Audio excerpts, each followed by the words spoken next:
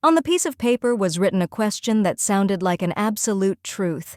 Who is the most beautiful person in the empire? And the answer to it was so obvious that it left no doubt. Surrounded by picturesque nature, where the snow-white gazebo harmoniously merged with the butterflies dancing in the air, she stood as if the embodiment of an ideal and unearthly beauty. Her hair, deep black, flowed down to her thin waist, and her eyes, shining with an unearthly blue, resembled stars twinkling in the night sky, full of magic and mystery.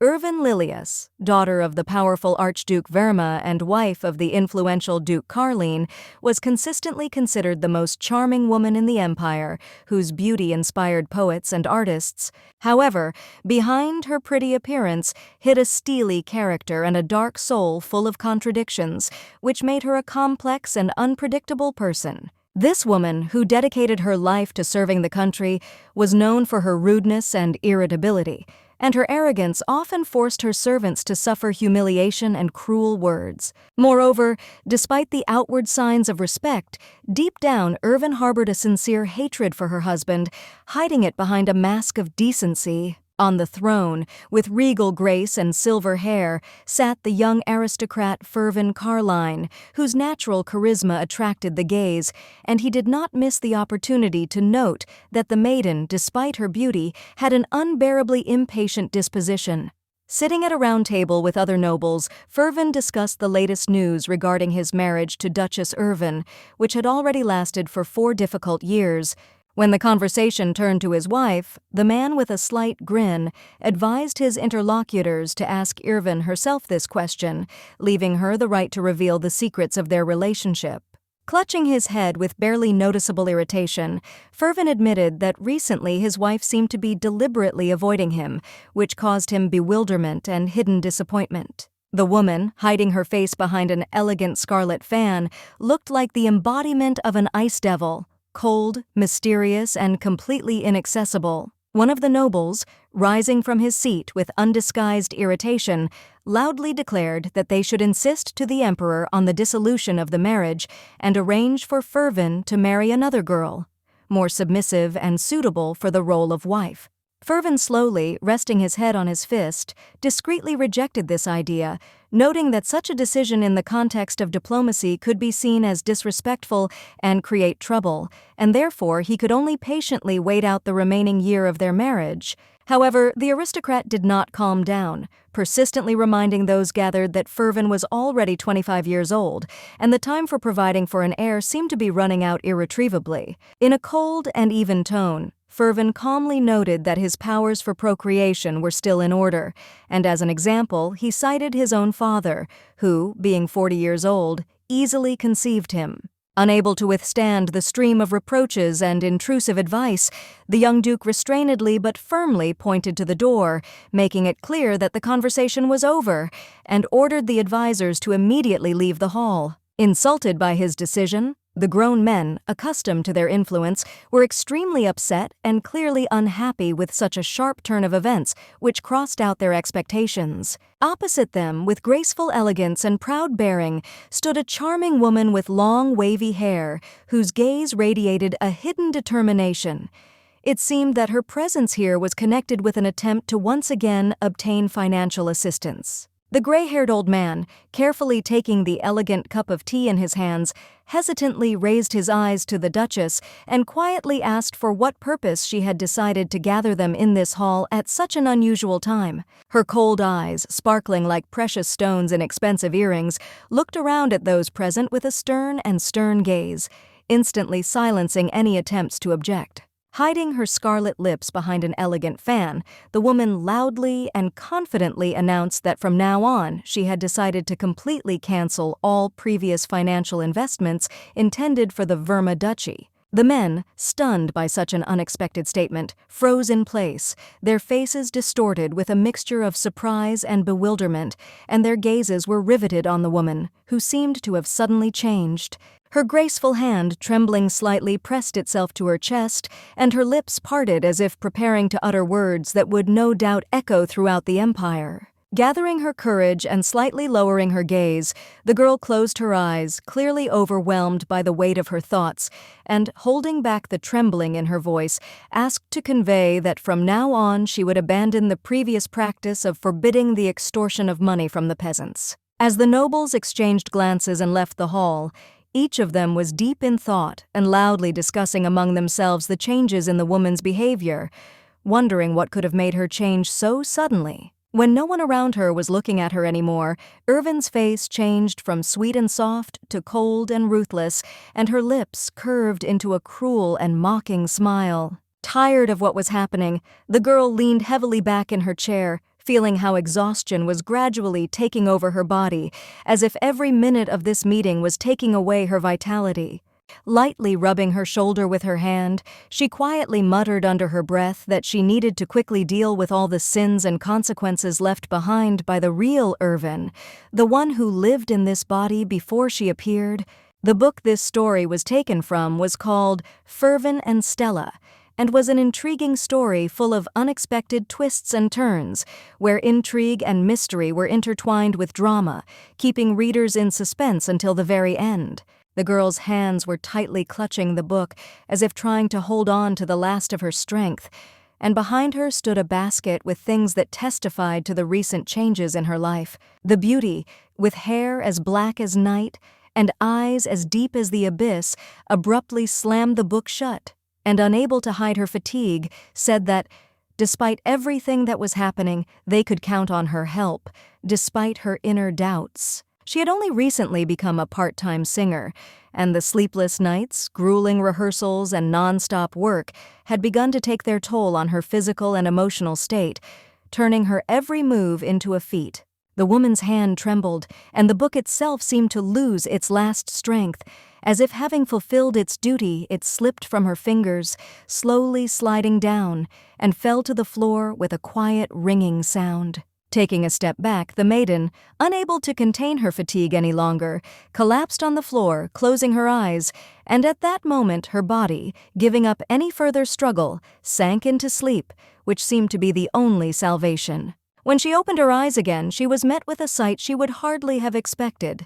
A ceiling covered in expensive panels and rich trim, as if to create a sense of luxury and power. Also, when the lady woke up, suddenly realizing that her surrounding reality was not the same as before, she jumped up with a squeal and instantly sat up on the bed, realizing that she was not alone in this mysterious place. Next to her, lying on the bed, was a young man wearing a shirt that hugged his body tightly, with the sleeves rolled up to his elbows, which added a certain casual elegance to his appearance despite the strange situation.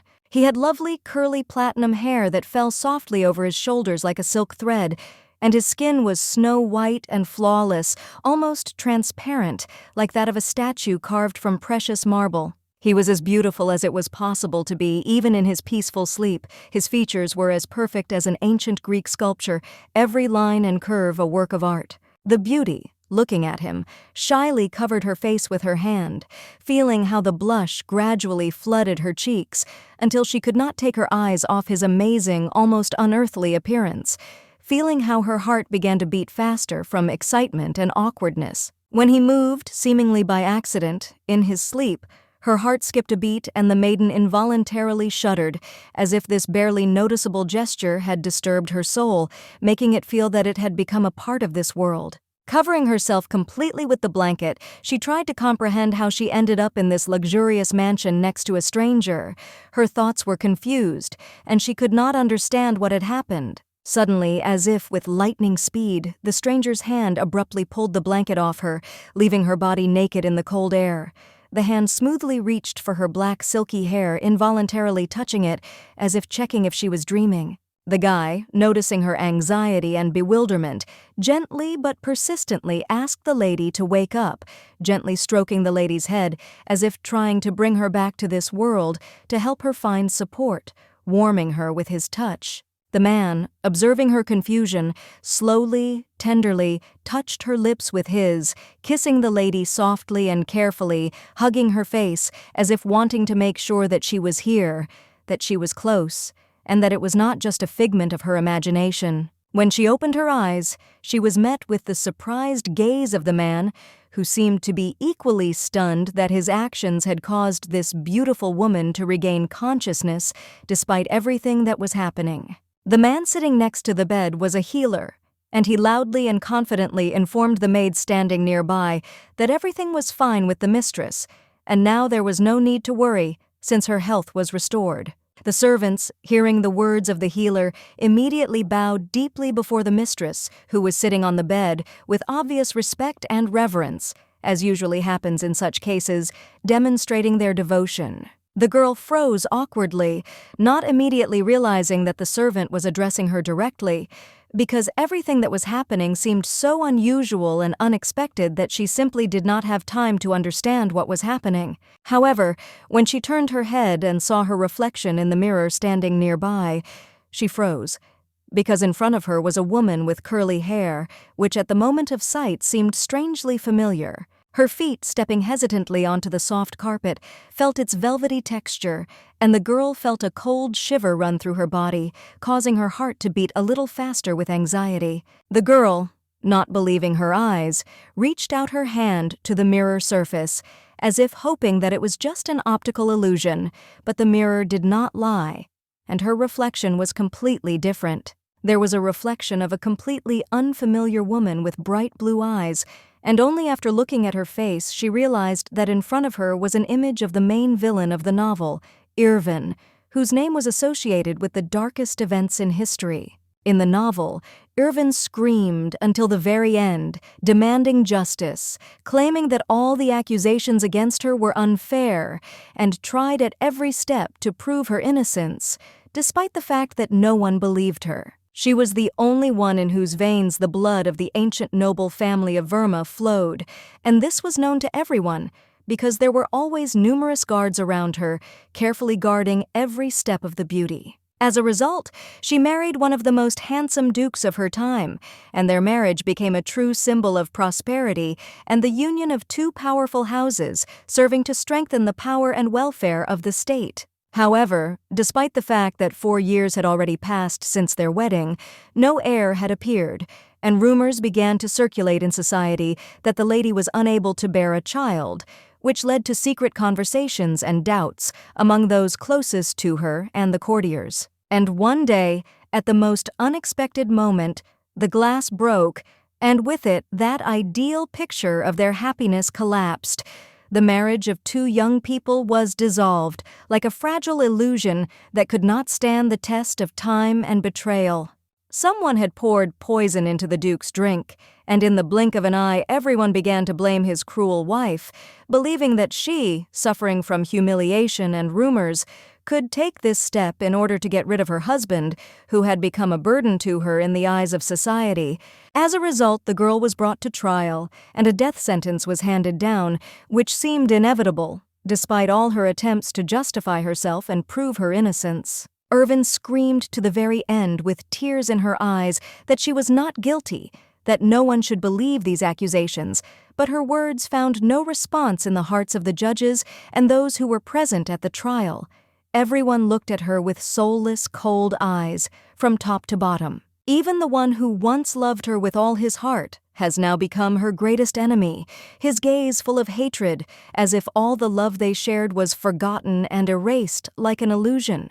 The light from the lady's blue eyes disappeared, as if life itself had left her, and instead of the former pride and confidence, only a shadow of despair and bitterness from the loss of everything she once considered hers remained on the woman's face. The Duke, leaving behind his former feelings, found himself a new wife named Stella, who became his ideal, and they lived a long and happy life, while the shadow of the past hung over him, but was forgotten by everyone except Irvin herself. The girl was horrified, and could not understand why she was the one in the villain's body, clutching her cheek as if trying to feel that this was just a nightmare, but in fact it was reality, and fear was taking hold of her with every passing moment. The beauty could barely hold back her tears, feeling how hard it was to breathe. Looking in the mirror, she clenched her hands into fists, as if trying to maintain the remnants of control, although she understood that she was no longer able to change what was happening. Irvin, noticing the maid standing nearby, turned to her, and she, without thinking, immediately bowed her head in a deep bow, which was a sign of respect and submission, as it had always been in their relationship, despite the tragic changes in the life of the mistress. The maid respectfully reminded her mistress that she had been married to her husband for 5 years, and as she said these words, she could not help but notice how something more than just memories flashed in Irvin's eyes. The surprised maid froze, shocked, when she received unexpected words of gratitude from her cruel mistress, which seemed almost inconsistent with how she was accustomed to perceive her mistress. Irvin herself, clenching her hand into a fist, firmly decided that she would change her fate, that she would not allow her life to end the way many expected, and with each passing moment, her confidence grew that she would survive, despite all the trials and obstacles that stood in her way. The first person whose opinion was truly important for changing her fate was her own husband, on whom not only her personal life depended in the future, but also many other events that could radically change her future. Suddenly, the door burst open with a bang, and the lady, taken by surprise, froze in place, seeing the guy who, without receiving an invitation, shamelessly invaded the chambers, thereby disturbing her peace and privacy. The man's footsteps were heavy and confident, each step he took on the wooden floor echoing in the room, and his presence immediately filled the atmosphere with tension and the inevitable feeling that something important was happening. The maids, seeing their master approaching, bowed deeply without hesitation, showing the respect and obedience that was always characteristic of them in his presence, no matter what happened. Ferven froze in front of his wife.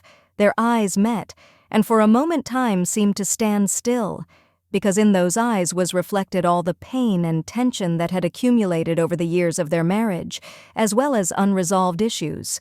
He bowed his head in respect, but his voice was cold when he asked about Irvin's well-being, as if it was just a formal question that didn't hide any concern or interest, just an aloofness that was hard to ignore. The girl instantly remembered how this same guy had previously slept on her bed, and the memories filled her with anxiety and anger. The thought of his presence in such an intimate place left an unpleasant aftertaste, as if something important had been forgotten. Without waiting for an answer, Ferven turned around and, taking a few steps back, headed towards the door, realizing that the lady was fine, since she was able to stand on her own feet, and apparently she did not need his help or care. However, Irvin, unable to contain her emotions, screamed loudly, desperately protesting that this was not the case at all, and stretched out her hand in front of her as if trying to stop Ferven or keep his attention on her, despite his aloofness. Her fingers gripped the sleeve of his shirt, her grip tight as if she was desperately trying to keep him from leaving, refusing to let go, despite her best efforts to hide the pain and confusion that filled her soul. Ferven, a little surprised by her reaction, stopped, stood frozen in place as if not knowing what to do next, and with a cold but not devoid of curiosity look asked what exactly was wrong with her claim. It was her mental struggle. The lady, with a blush on her cheeks, thanked her husband shyly, her voice sounding quiet and timid, as if she herself did not expect to be able to utter these words, despite all the pain and inner turmoil that she had to endure. The servants standing nearby were shocked by such strange behavior of their mistress. They covered their faces, unable to hide their surprise and alarm, looking at the reaction that seemed completely inappropriate to the situation and caused them a feeling of fear. But Ferven, hearing the words, jerked back, his gaze reflecting suspicion and disgust, as if he did not believe in his wife's sincerity, could not believe that she had really changed, and was sure that this was just another game. The beauty, seeing such a reaction, shuddered in horror.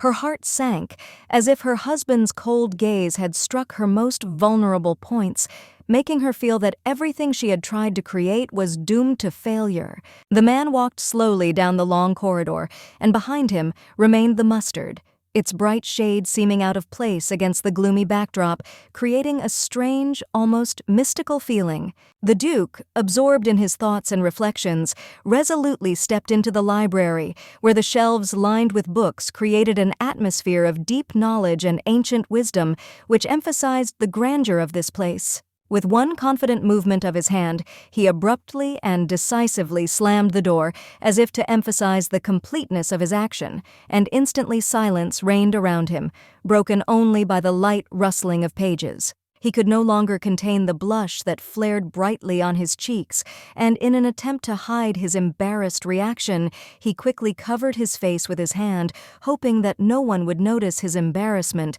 blushing like a lobster. He had not expected the lady to change so much after the kiss they had shared that night, a change in her gaze, her manner, even the way she carried herself, as if the night itself had left an indelible mark. Calling Mrs. Tilly, who was standing behind the door, he said in a voice full of strength and determination, with an echo of command, that he had an important order that he was instructed to convey to her, leaving no room for doubt. The woman closed her eyes understandingly, as if thinking about the words, and replied that she had also noticed changes in the lady's behavior, but she believed that it was too early to draw conclusions, since the changes could be temporary and insignificant. But one thing was absolutely clear. The lady in black had changed, becoming much softer and more gentle, as if the heavy shadow that had darkened her soul had begun to gradually recede, leaving behind bright traces of change. Ferven couldn't understand how people could change so quickly. As if in an instant, life turns upside down, and a person who had just been completely different becomes completely new, which remained a mystery to him. The blue ribbon on her hair, black as night, testified to the change. The maiden had changed so quickly after a long illness that she was probably tired of being surrounded by thorns and was striving for something lighter and calmer. Suddenly, the man's face changed. His expression became heavy and full of sadness. A feeling of disappointment arose within him, as if all his hopes, which he considered real and important, turned out to be only illusions, mirages that would never come true. The maid obediently bowed her head slightly in agreement when she received her master's permission to leave the room. It was something of a release for her, as if she could finally take a break from her duty, although she remained in anticipation of new assignments. Standing alone in the quiet library, where silence reigned between the shelves, Ferven pushed the hair that was stuck to his forehead with one hand, feeling how its weight reminded him of his inner restlessness and the thoughts that did not give him peace. He remembered how Irvin, with a slight blush on her cheeks, so sweetly thanked him for his help, and at that moment she looked so sincere and touching that his heart was filled with warmth and a soft feeling. The nobleman's teeth clenched, and only one thought came into his mind. Everything that was happening around him was complete madness, something absurd that defied any explanation or logic. The villainess, sitting on her throne with a grin, as if she were the mistress of the whole situation, did not utter a word, silently watching what was happening, except for the rare orders that she gave with cold determination and force. Those with whom she spoke could be counted on the fingers of one hand, because her circle of communication was so limited and selected that every conversation with her remained important and special. And also, with a smile, the maid came up and asked if she had enjoyed the meal, showing sincere attention and care for the mistress, hoping that everything was exactly as she expected. Happily responded to Tilly by saying that the food was incredibly delicious and expressed her gratitude, emphasizing how important it was for her to enjoy such a beautiful and carefully prepared dish. When the lady addressed the servant so politely for the first time, the latter felt some confusion and fear, not being accustomed to such a tone and manner of communication, which made her a little confused in this unusual situation. Now she spoke calmly with the maid, and a warm conversation began between them, filled with light and pleasant words, creating an atmosphere of friendliness and comfort in their communication. When the mistress asked why the maid looked so tired, the servant replied with relief that her master had planned to have dinner at home that day, and therefore there was a lot of noise and bustle in the mansion associated with preparations. The lady, in her new red dress, which superbly showed off her exquisite figure, with a gracious smile allowed Marianne, the maid, to enter, as if inviting her to continue her duties with dignity. The maid said in a frightened loud voice, with obvious tension in her voice, that the food had already been served and that the lady's husband was already waiting for her downstairs. The words sounded like an alarming warning that time was of the essence. Irvin was a little distracted. Her feminine thoughts were shattered. But despite this, she thanked her niece Tilly with gratitude. Her words sounded sincere, like an expression of warmth and appreciation. The maid was surprised that the young people, for the first time in a long time, decided to sit down at the table and eat, despite their obvious fatigue and worries. This was something unusual because before they had refused to eat for a long time. The hand carefully carried the tray, and at that moment the woman's fingers barely touched its edges, as if they were very sensitive and ready at any moment to be frightened or make the slightest movement. Dressed in a dress reminiscent of a delicate flower, the girl realized that perhaps now was the time to make a good impression on her husband, especially at the table, where every gesture and every word had a special meaning. Tilly's niece would not hesitate to offer her mistress to help her choose and put on another, newer dress, not doubting that it would look perfect and emphasize her beauty. Noticing the maid trembling behind her, the lady looked at her with suspicion, unsure if she was afraid of her or if there was something else that made the incredible beauty nervous at such a moment. The maid shook her head in fear, shouting that she was not afraid at all, trying to convince her mistress of this, not wanting to cause her anger or displeasure.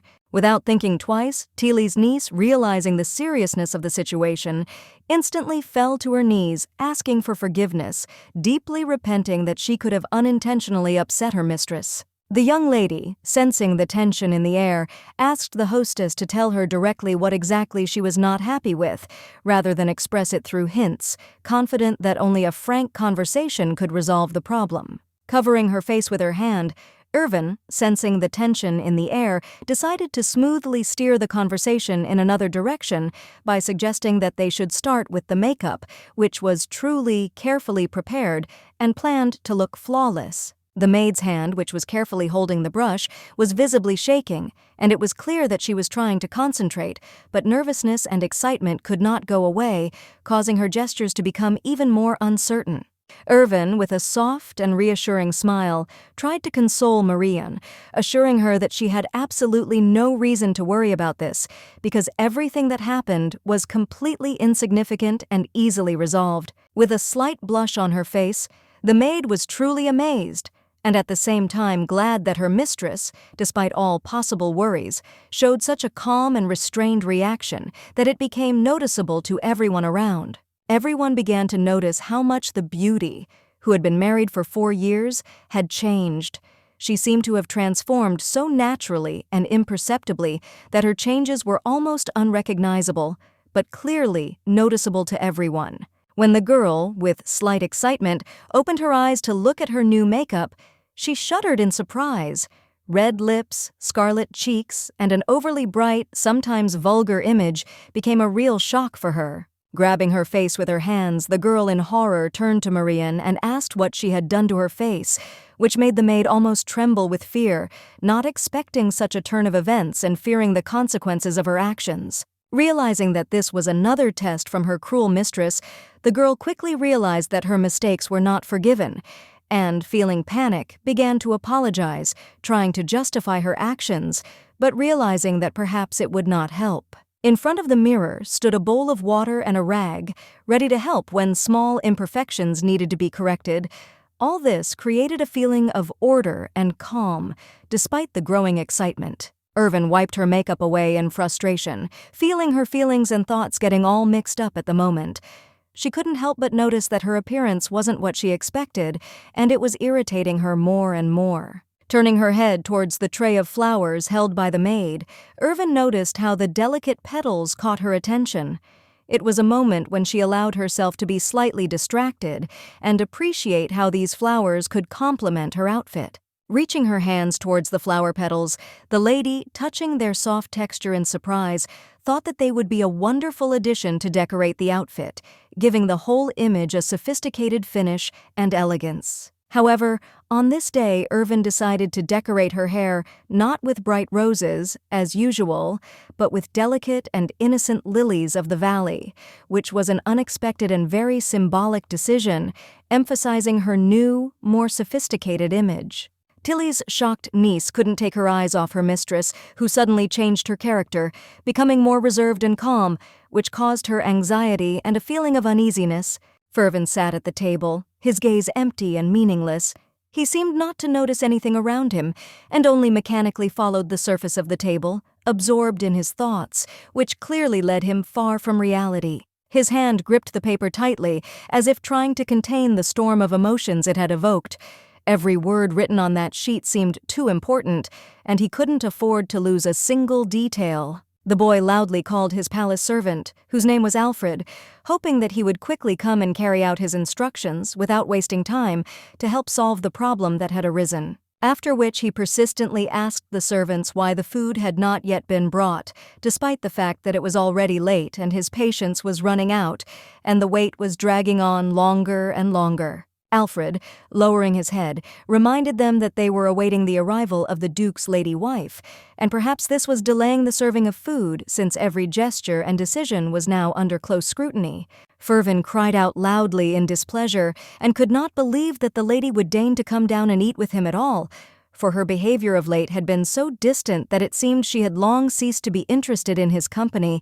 However, at that moment, as if in response to his words, Irvin appeared with a slight smile, all in red, with delicate lilies of the valley in her hair. She said tenderly that she simply wanted to eat with her husband, which sounded like a tender gesture, despite her usually reserved nature. The nobleman's mouth dropped open in surprise, and his eyes widened as if he couldn't believe what was happening. His expression was a mixture of surprise and admiration, as if he was seeing this side of his wife for the first time. Looking down, the noblewoman explained that all this time she had literally been choosing an outfit, carefully choosing each element to look perfect, but she could not decide what would be most appropriate for this moment. When asked where the makeup was, the lady, with a slight expression of irritation, stated that the makeup made the skin look older, and, in her opinion, it was completely inappropriate for the occasion, despite all its popularity among other ladies. After which, the noblewoman, with a playful expression on her face, asked whether her husband didn't like the new look, with a slight smile, as if checking his reaction and hoping for approval. Turning away, Ferven said with obvious bewilderment that the beauty's behavior seemed strange to him, as if she was deliberately trying to make him feel awkward, despite her impeccable appearance and calm. The thing was that the guy, feeling awkward, tried to hide the blush that suddenly appeared on his face, trying to keep his emotions under control so as not to reveal his inner embarrassment. Finally, the long-awaited moment arrived and a delicious meal was served to the table, an incredible steak with melting butter and carefully selected spices, beautifully presented on a plate, beckoning with its aroma. Like a true aristocrat, Ferven took the knife in his hand with refined grace and began to carefully cut the dish, giving special importance to each movement as if it were part of an exquisite ritual. However, noticing a strange look directed in his direction, the husband could not contain his curiosity and, closing his eyes in excitement, asked why she was behaving so unusually, as if she was hiding something important. The upset lady, with an uncertain expression on her face, stretched out the answer that she was just trying to improve her relationship with her husband, since their quarrels had become frequent, and she was looking for a way to bring peace back into their relationship, not knowing how to act correctly. The man answered rudely that he had long ago learned by heart all the women's tricks, and now he was no longer going to fall for her deceptive smiles, which could no longer deceive him, despite her external attractiveness and gentleness. Jumping up from her seat, Irvin retorted sharply, claiming that she was merely trying to fulfill her marital duties and nothing more, not wanting her actions to be construed as anything more than caring for her family. Covering his face in embarrassment, Ferven looked away, falling silent, which caused confusion in his wife, who, not understanding the reasons for his silence, began to worry even more and think about what could have happened. After a long silence, the man finally decided to explain that the maiden's duty, like his own, was not only to take care of the house, but also to conceive a child to ensure the future of her family and continue the lineage. A tense silence fell between the young couple in the spacious dining room, where many dishes were laid out on the table, and each of them did not know how to properly continue the conversation in which there were so many unexpressed emotions. The lady opened her mouth in surprise, not expecting to hear such a frank and sharp answer, which, like a bolt from the blue, plunged her into confusion, forcing her to think about the reasons for his persistence. In the novel, all the ladies admired the appearance of the emperor's younger brother, who had refined facial features and white hair, which gave him a mysterious and almost mystical appearance, causing admiration and respect. However, no one could resist a more handsome man, namely the Duke, whose attractiveness and refined posture captivated the hearts of many ladies, making them dream of intimacy with him. It is the maiden who gives birth to this nobleman's child who will be able to earn a place next to him forever, sharing his fate and privileges, becoming his equal and worthy companion in life. The guy looked at his wife attentively, waiting for her answer, hoping that she would find the strength to say what he had been waiting for so long, and decide what to do in this difficult situation. The girl clutched the hem of her dress with her fingers, trying to hide her nervous tension, feeling her heart beat faster, and every word said at this moment could change her life forever. Without waiting for an answer, the Duke stood up from his seat, his man's face distorted with disappointment and bewilderment when he realized that his wife, for some reason, did not want to spend their wedding night with him, which seemed completely unnatural and offensive to him. As he passed the lady, the man, holding back his indignation, asked her to forget everything that had been said earlier, as if he was trying to erase the traces of his disappointment and unpleasant words that could darken their future. However, when Irvin couldn't bear it any longer and jumped up from her seat to object, Ferven, standing at the door, coldly ordered her to sit back down, demonstrating his authority and determination not to let the woman argue with him at that moment. When he ordered her to continue eating, Irvin, without hiding her indignation, cried out that her husband had put her in an awkward position, using her weaknesses in order to then run away without even giving her a chance to express her feelings. The Duke was deeply outraged by this, and without hiding his anger, he sternly ordered the maiden to behave as before, not to dare stick her nose out and not to meddle with her comments in his affairs, as if her opinion was unimportant to him. The guy's green eyes, in which rage sparkled, radiated such strength and determination that any word or movement would seem like a mistake, and his gaze was so piercing that it seemed like it could burn everything around him. Fearing his authority and anger, the lady instantly shut up, unable to utter a word, feeling her voice getting lost in her throat and her heart constricting from helplessness and fear of this man. Before leaving, Ferven, without turning around, ordered his wife not to catch his eye again, as if her presence was a heavy burden for him, and he did not even want to meet her gaze. The chicken on the table remained untouched, and the other dishes,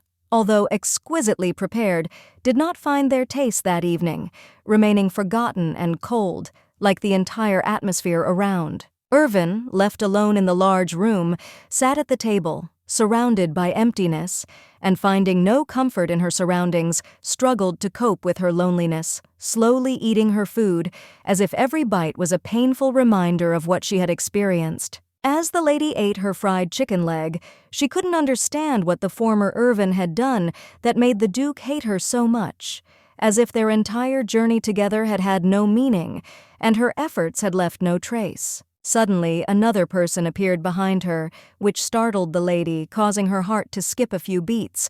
The unexpected visit was so unexpected that she could not immediately pull herself together, but someone quietly told her not to worry so much. It was Madame Tilly, who seemed to be untroubled by anything, looking at her mistress with a kind and welcoming smile, as if her appearance was supposed to dispel all worries and restore a sense of calm to this tense moment. Sadly hanging her head, the girl told the maid everything about her cold husband, about how her heart was filled with pain from his indifference, and how hard it was for her to understand that he no longer saw in her the woman he had loved before. The older woman, after listening carefully, explained that her husband needed time to understand that his wife had changed, and to realize that dreams and expectations were finally beginning to come true, even if it seemed too incredible to him. The thing was that the man, who lived by strict principles and constantly expected changes, was too tired from long years of waiting, and now, faced with this new reality,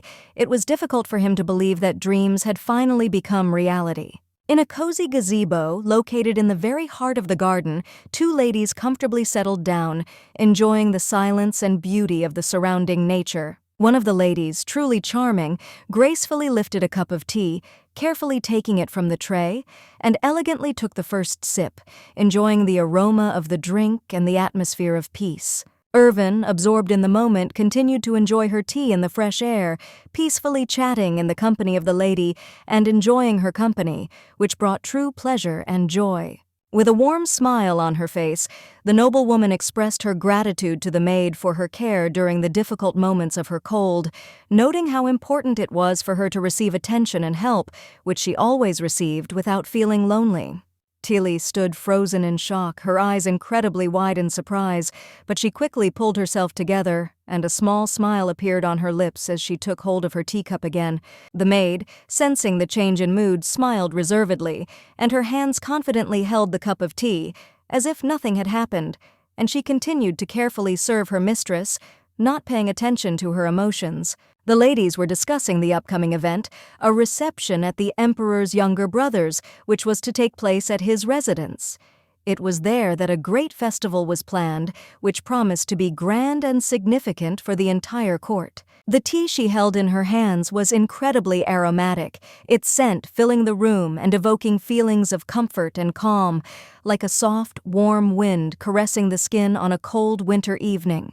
The lady, enjoying this hot drink, listened attentively to the story of how she had previously refused to participate in an important cultural event, as a result of which her place at the ball was taken by the famous Marquise Celestine, who accepted her invitation. Such a cultural festival usually attracted only the most high-flown aristocrats to spend time in refined conversations and enjoy the arts, demonstrating their status in society through participation in such a significant event. However, despite the appearance of cultural communication, behind this mask of noble manners and high-flown conversations, there was hidden a cruel and no less serious competition between the nobles. They all sought to demonstrate their wealth. All the ladies, dressed in luxurious outfits, decorated with precious stones and rare fabrics, not only expressed their impeccable taste, but also thus emphasized their high social status, indicating how important external attributes are for them in society. Irvin, raising her hand to her chest with exquisite grace, asked the maid with slight excitement whether she could, despite all the warnings, join the cultural festival, since her soul was drawn to this event full of music and art. With a smile that seemed to melt the ice, the beauty proudly declared that she had long dreamed of performing one special song, and for this she simply had to hire the best orchestra so that everything would go perfectly. When Tilly suggested that she also involve a choir, the girl gently but firmly refused, confidently saying that her voice alone was quite capable of conveying the full depth and power of the piece, and she did not need the help of other singers. To finally dispel Tilly's doubts, the beauty straightened her chest and, opening her mouth, began to sing. Her voice, pure and gentle, easily wrapped itself around the space, filling the room with such beauty that everyone present was literally enchanted. The mansion she was in was majestic and expensive. It stood as a symbol of wealth and taste, inspiring respect in all who dared to visit it and reminding of its owner, a man of impeccable status. The servants, who were so busy with their daily duties, stopped their steps in surprise, as if unable to ignore this beautiful singing coming from afar, and for a moment forgot their worries, delighted by the exciting sounds. The maids, slowing their steps, stopped at the window, pointing with their fingers towards the gazebo from which the enchanting voice was coming, and their gaze was involuntarily riveted to this place, as if they themselves could not help but be imbued with the magic of the moment. In a garden surrounded by greenery and flowers, a beautiful lady, standing in the shade of the trees, gracefully extended her hand forward as if inviting everyone to listen, and her voice, filling the space, seemed so pure and magical that the hearts carried away by it involuntarily stopped. Tilly, standing next to him, pressed her hands to her face, her eyes wide with surprise and delight. She could not believe her ears, because she had never heard such a powerful and beautiful performance before, which seemed to penetrate into the very soul. The woman, shocked by the amazing and undeservedly hidden talent that her mistress had concealed, stood in amazement, unable to believe that this singing had come from her, and this discovery seemed to turn her idea of her mistress upside down. Irvin was genuinely pleased that her singing was finally appreciated, and this brought her not only inner satisfaction, but also confidence that her talent was recognized, even in this world where so often only the external is valued. Tili's niece, with genuine curiosity and joy, asked her hostess if it was true that she was going to take part in the upcoming cultural evening, anticipating this event and hoping to see her aunt in the center of attention.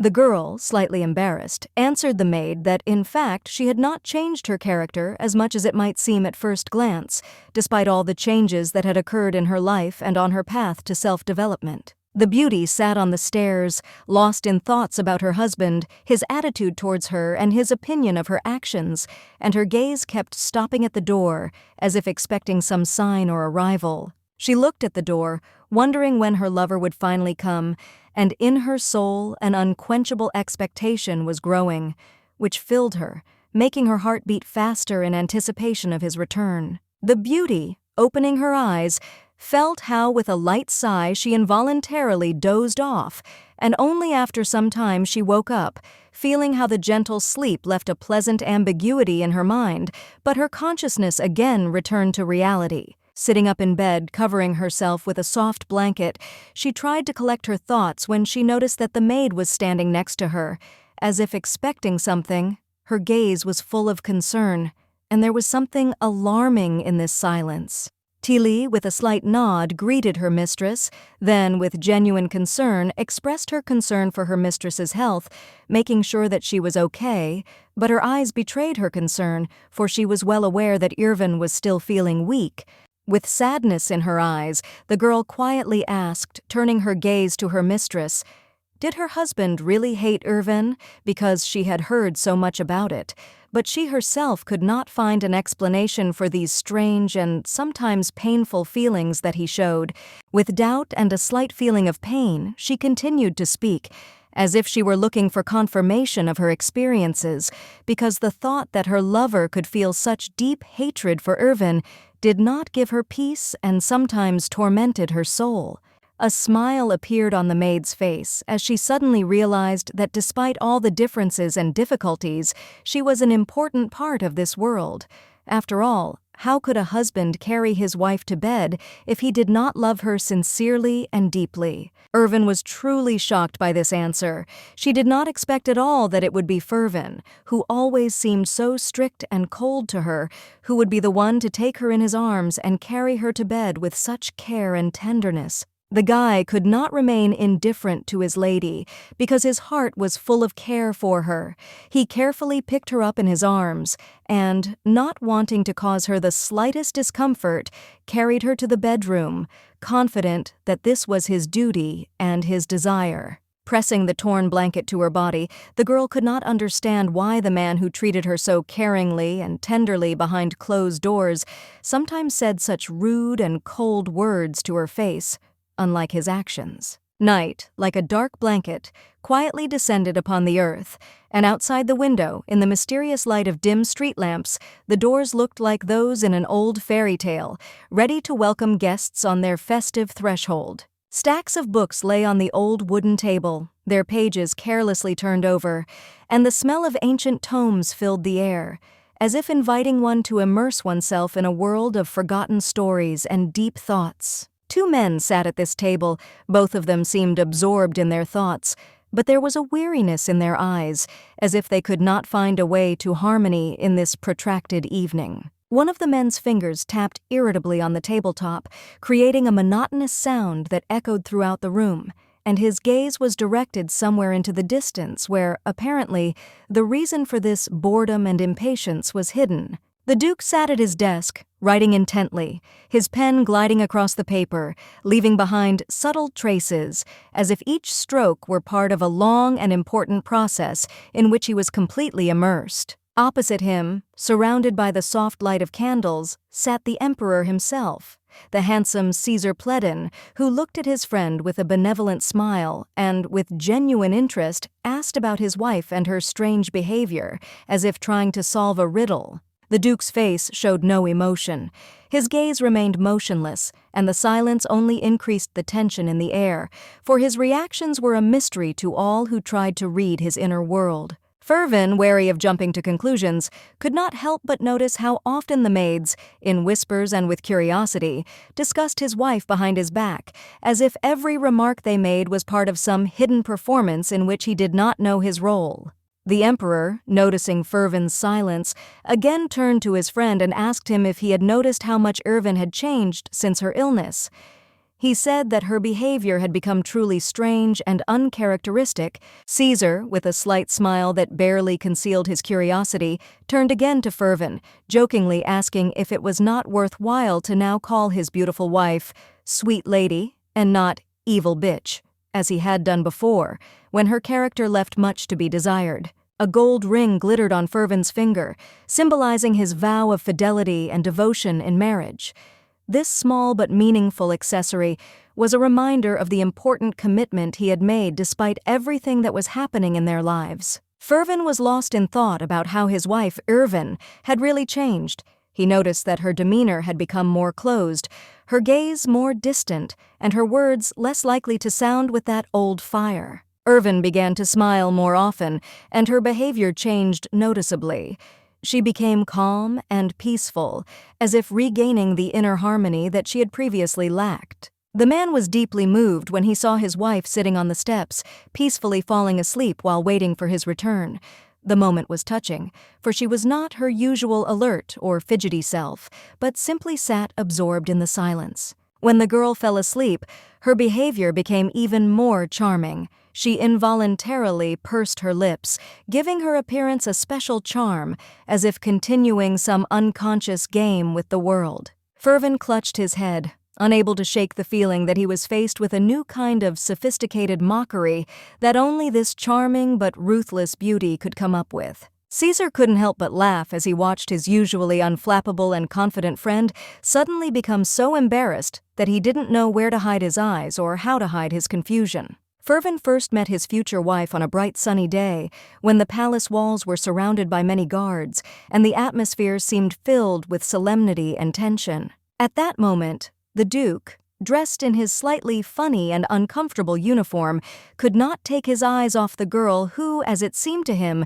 by her mere presence made the whole world around him brighter and more significant. Surrounded by the Emperor, the man confidently walked along the long corridors of the palace, conducting a lively conversation on important topics, which, judging by his serious tone, concerned both state and personal affairs. Caesar, just one step ahead, with a slight smile on his face, spoke of his decision to come to the upcoming festival accompanied by the Empress, which caused him to become noticeably excited. Ferven could hardly hide his displeasure and confusion, since the news that his wife was also going to attend the event did not please him at all, because he knew very well how rude and unrestrained she could be in society. Caesar stopped his indignant friend, gently but firmly reminding him that Irvin was obliged to appear at the celebration, since her presence was not only important, but also an expected event in the eyes of all the courtiers. The nobleman, in a state of complete shock, froze in place upon hearing the news that Irvin,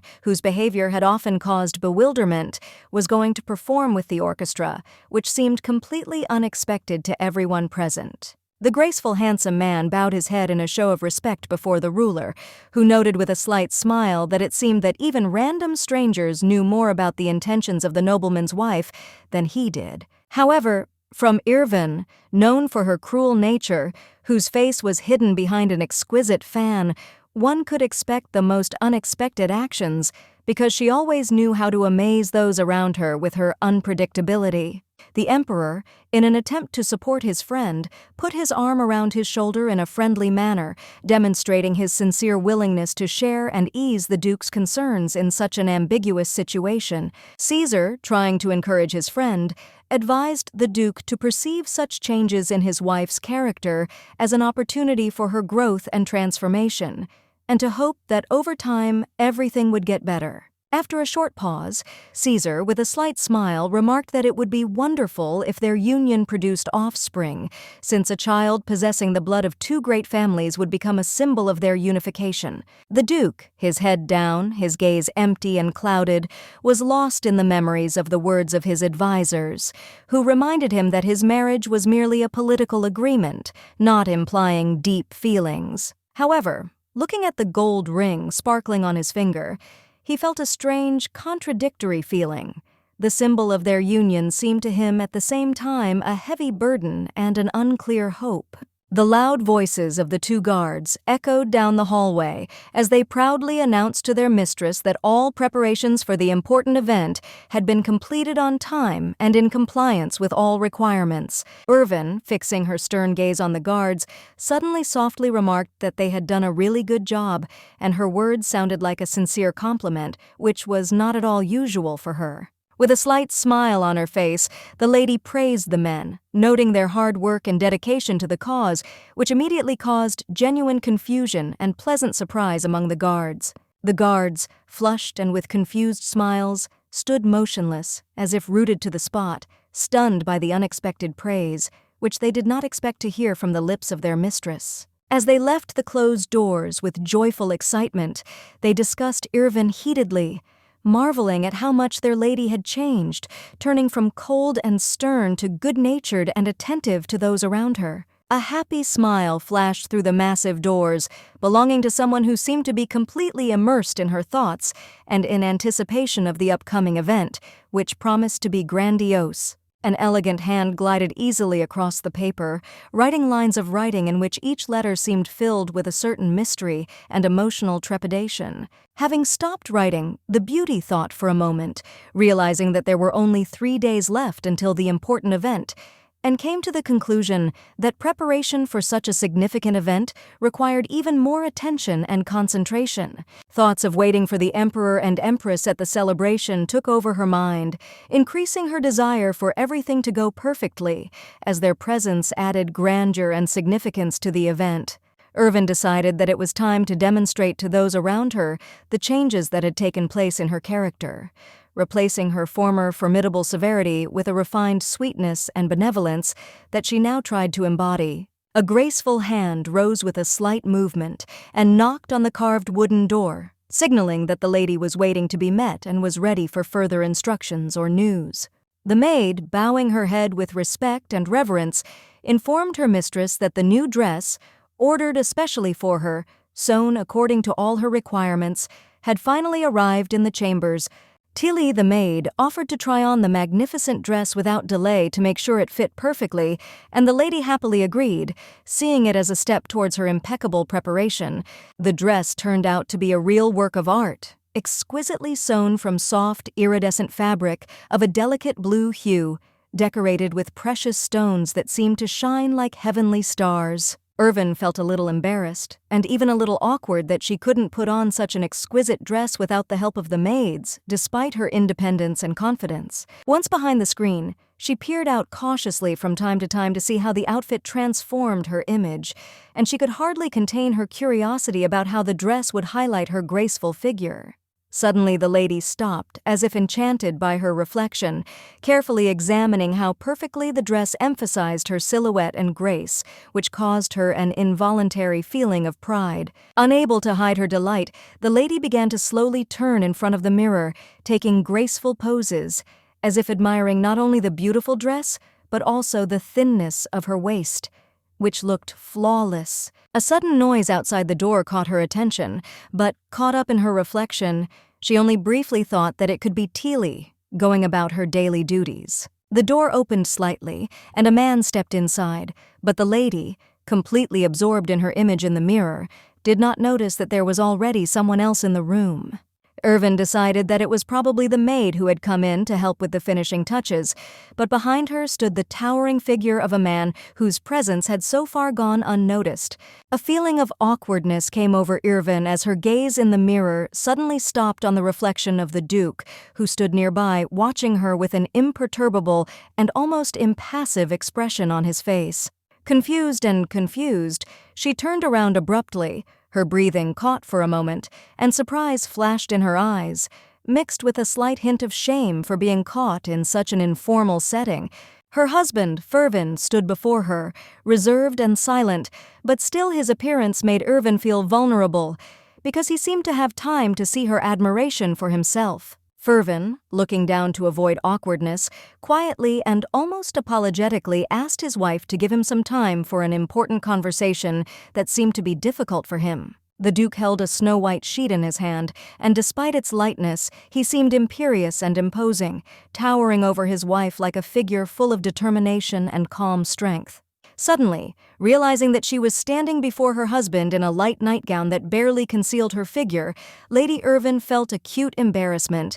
Her bare feet, not covered by fabric, seemed vulnerable and deprived of any protection. Blushing with embarrassment, she turned around abruptly, unable to contain her feelings, and unable to contain the wave of emotions, she screamed in order to somehow hide her inner discomfort. Annoyed and indignant, she could not help but express her displeasure, accusing Ferven of calmly looking at her naked body without feeling even the slightest shame or embarrassment. Obediently turning away, the boy, feeling the weight of the silence, said with nervousness in his voice that no significant events had been held at the Carline estate for a long time, and the atmosphere was too calm for such events. After these words, he fell silent, his face distorted with embarrassment, not knowing how to continue the conversation, trying to find the right words, but not feeling confident in what he said. The man's hand, nervously touching the collar of his uniform, visibly tightened as a cold sweat ran down his neck, indicating the tension he was trying to hide.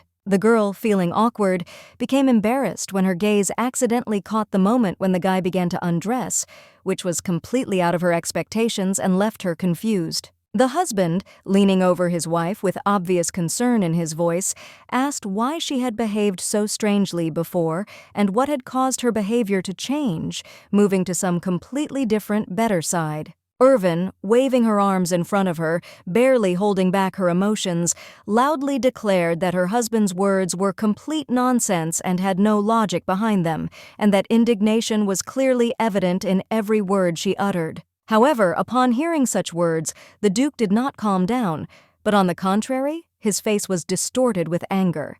He felt his irritation growing with every second, and he could not remain calm. Putting his hand to his face, the guy groaned heavily, expressing complete bewilderment because he could not understand either the purpose or the nature of the changes that had occurred with his beloved, which only increased his internal pain and disappointment. With tension in her voice and a hint of malice on her lips, the beauty reminded her husband that now, despite everything that was happening, she was going to fulfill all her marital duties, and her words sounded like a challenge. Slowly, and with obvious tension in her body, she looked towards the bed where the sheet lay, intending to cover herself, but her movements were full of some hidden anxiety, as if she was not entirely sure of her decision. Suddenly, as she stepped forward, her foot caught on some object lying on the floor, and at that moment the woman's foot tripped, causing an instant imbalance that put her in a dangerous position.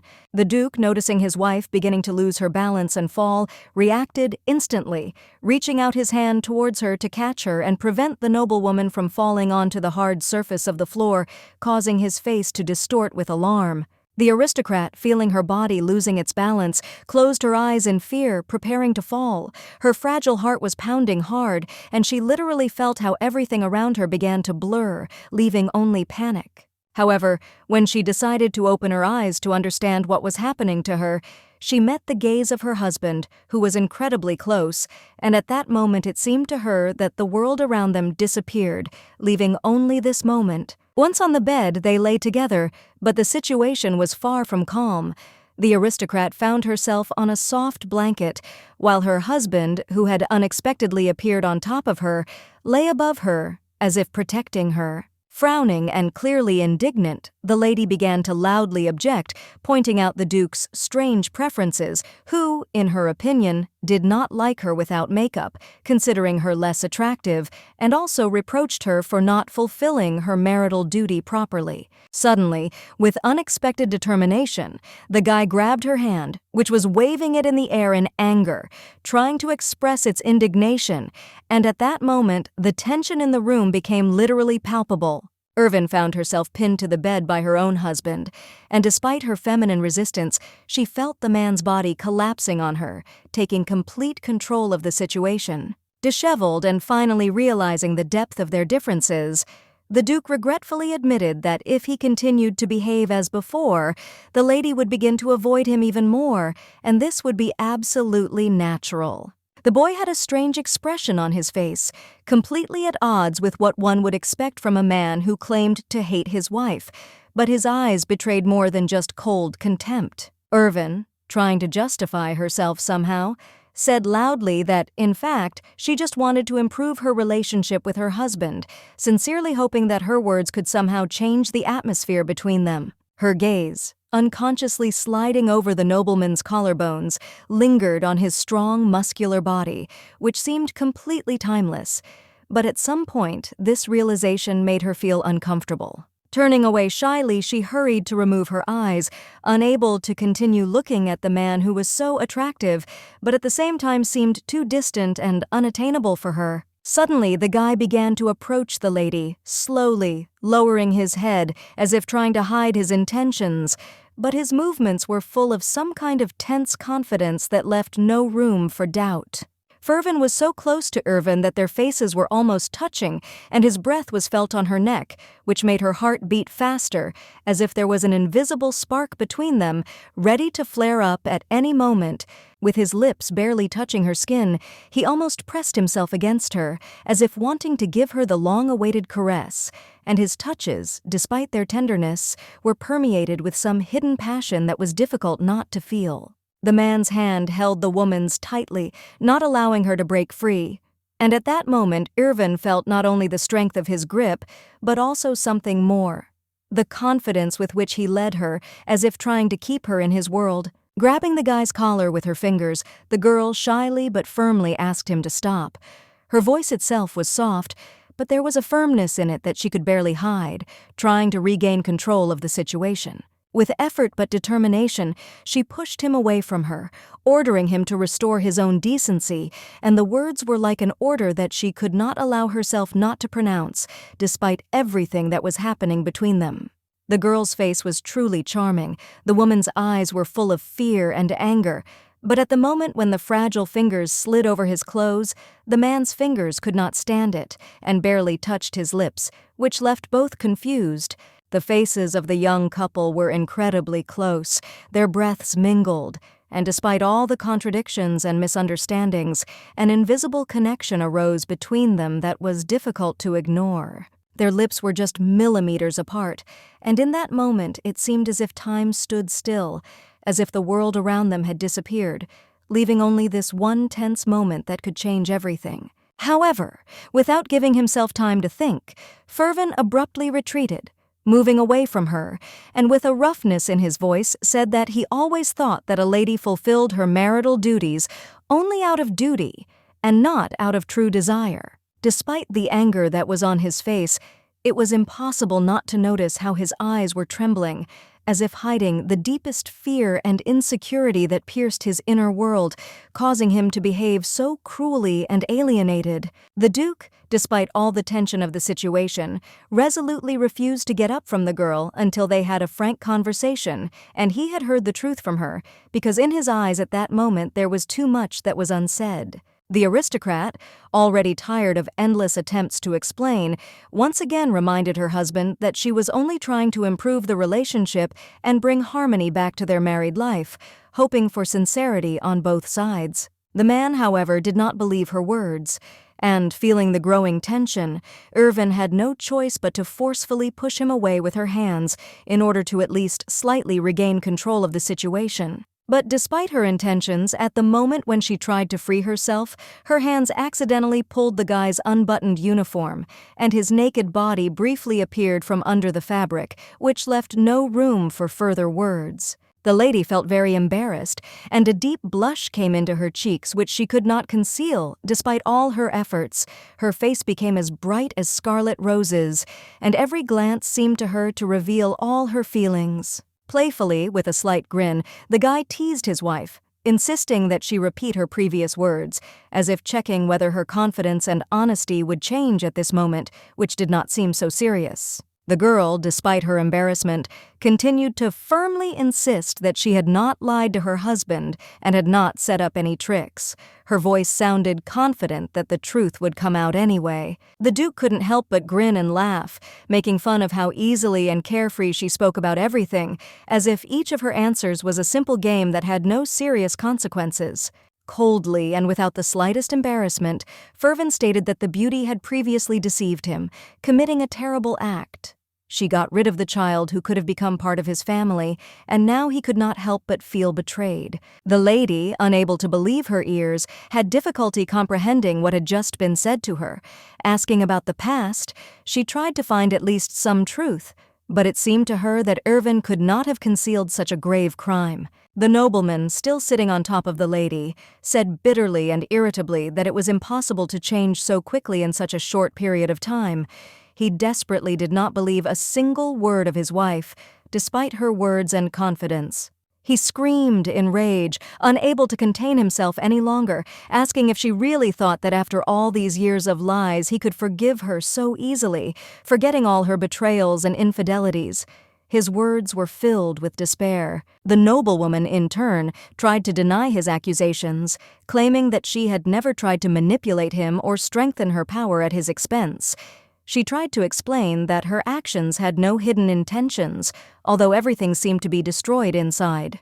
But suddenly, under the weight of his words and accusations, the lady could not hold back and, unable to hold back her tears, she began to cry, her face distorted with pain and regret, and at that moment she realized how much her relationship with him was lost.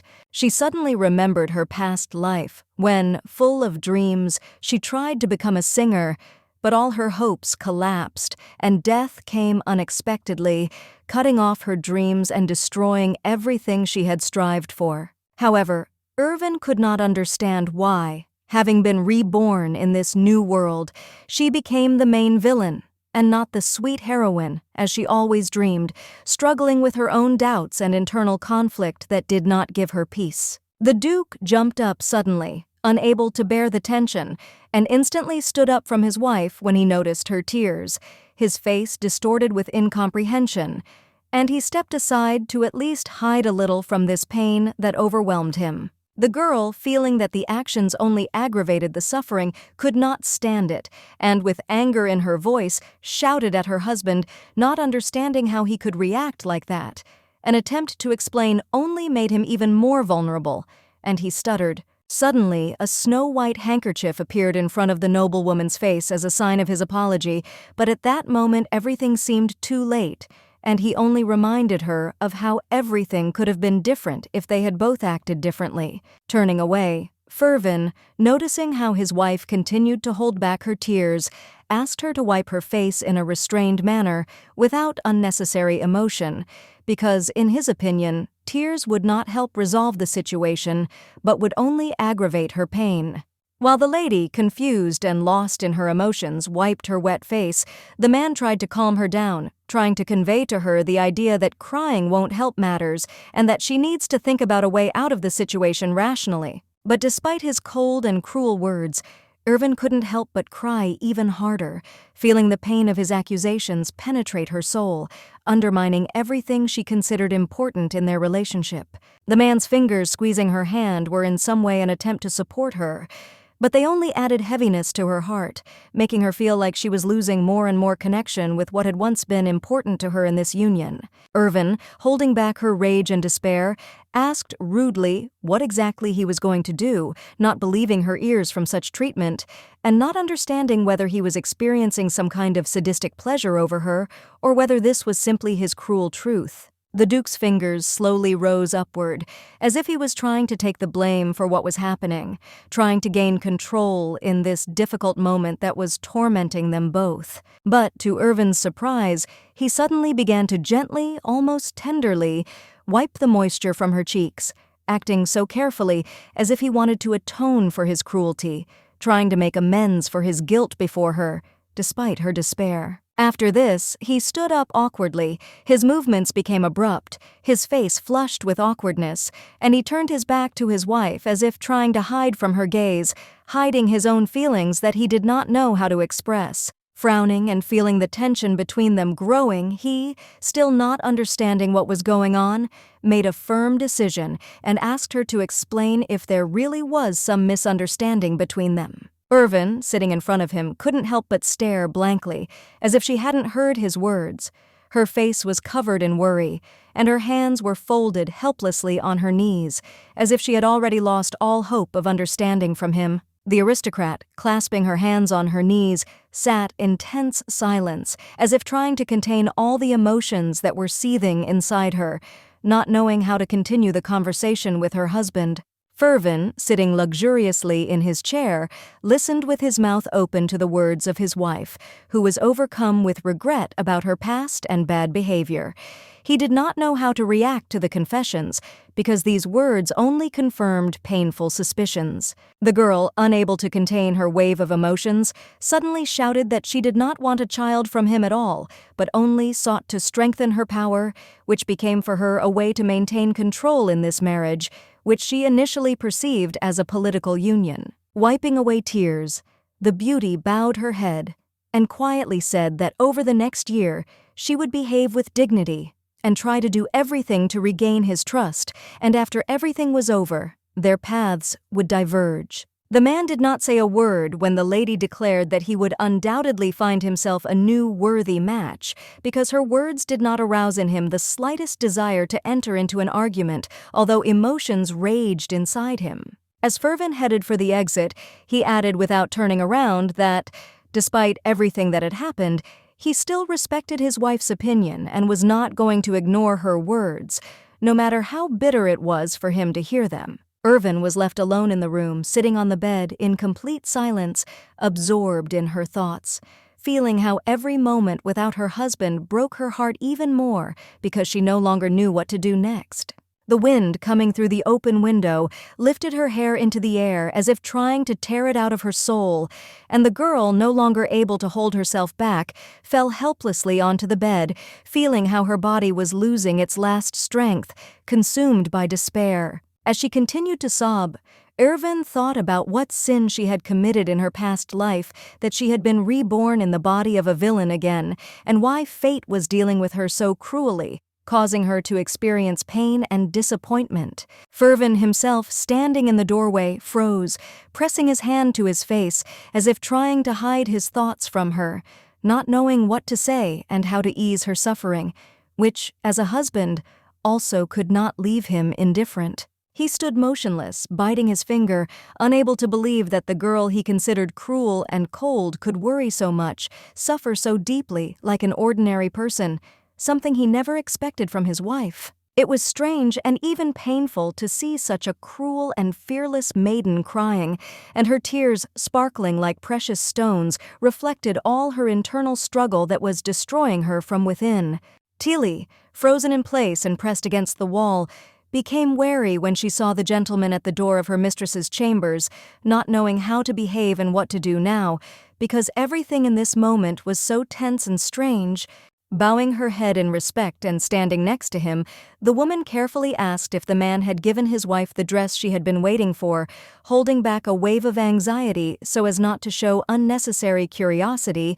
The guy was clearly dissatisfied with the words of the maid, who with such naive expectation hoped that there was still some spark between the young couple that could flare up into feelings, but this seemed frivolous and inappropriate to him at the moment. Ferven looked down and thoughtfully asked the maid, suddenly wondering what the crying of the woman standing in front of him really meant, because in his understanding, tears had a completely different meaning than the pain he himself was experiencing.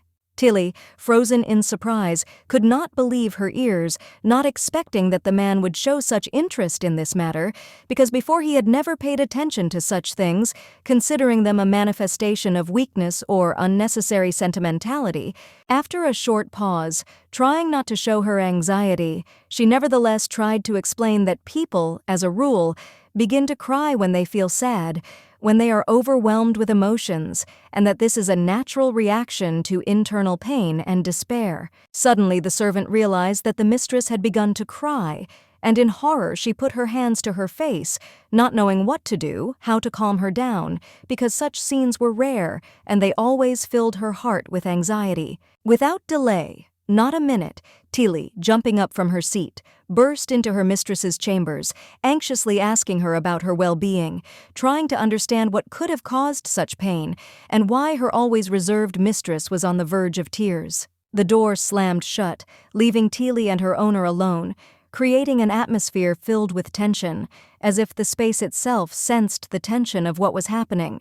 Ferven, unable to contain himself, put his ear to the door, listening to the conversation between the two women, trying to understand what was really going on, what had brought his wife to such a state, and why her emotions had become so heightened. It was only when he heard the lady begin to stop sobbing again, quietly sniffling, that he finally calmed down, realizing that she seemed to have found the strength to pull herself together, although the pain and suffering remained deep inside. The Duke gritted his teeth as he suddenly realized that doubts and even pity for his wife had appeared in his soul, as if the cruelty he had once shown her had begun to dissolve under the influence of her tears and pain. Unable to resist, Ferven walked up to her and, as if unconsciously, began to wipe away his tears, feeling his heart increasingly filled with an incomprehensible feeling that he could not explain to himself, but it was too strong to ignore. Walking down the corridor, Ferven fell into deep thought,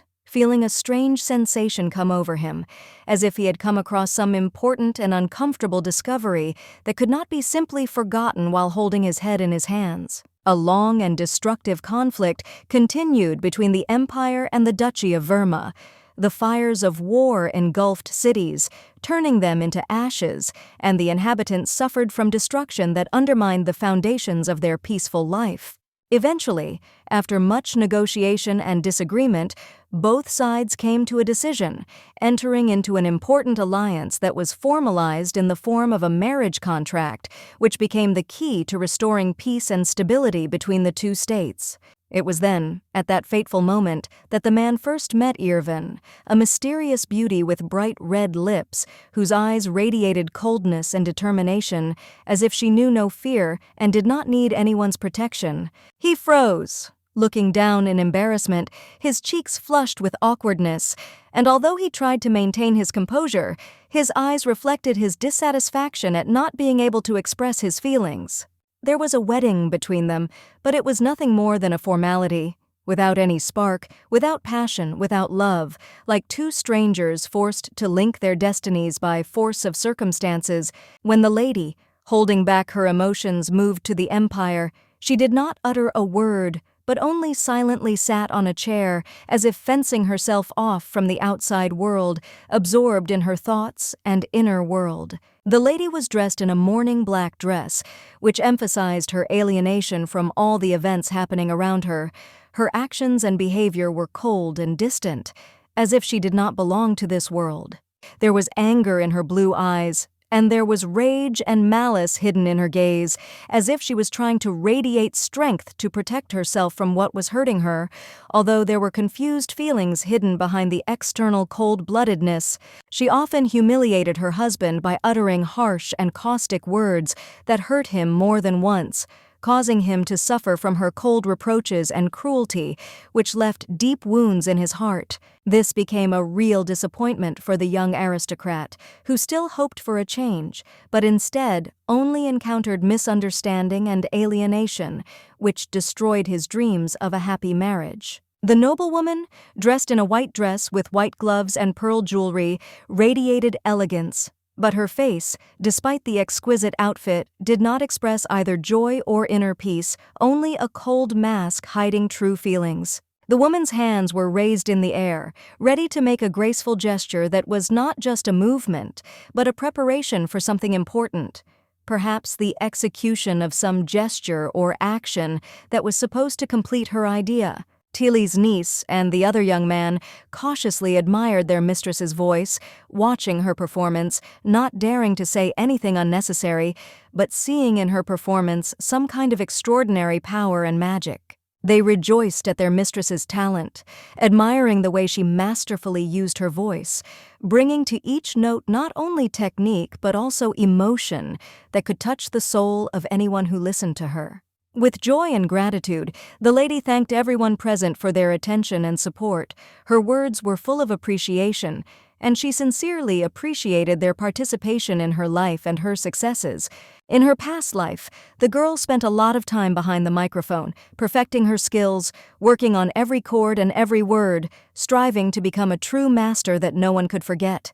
Suddenly, Mrs. Teely entered the room, greeting everyone present with a polite bow and addressing the hostess of the house.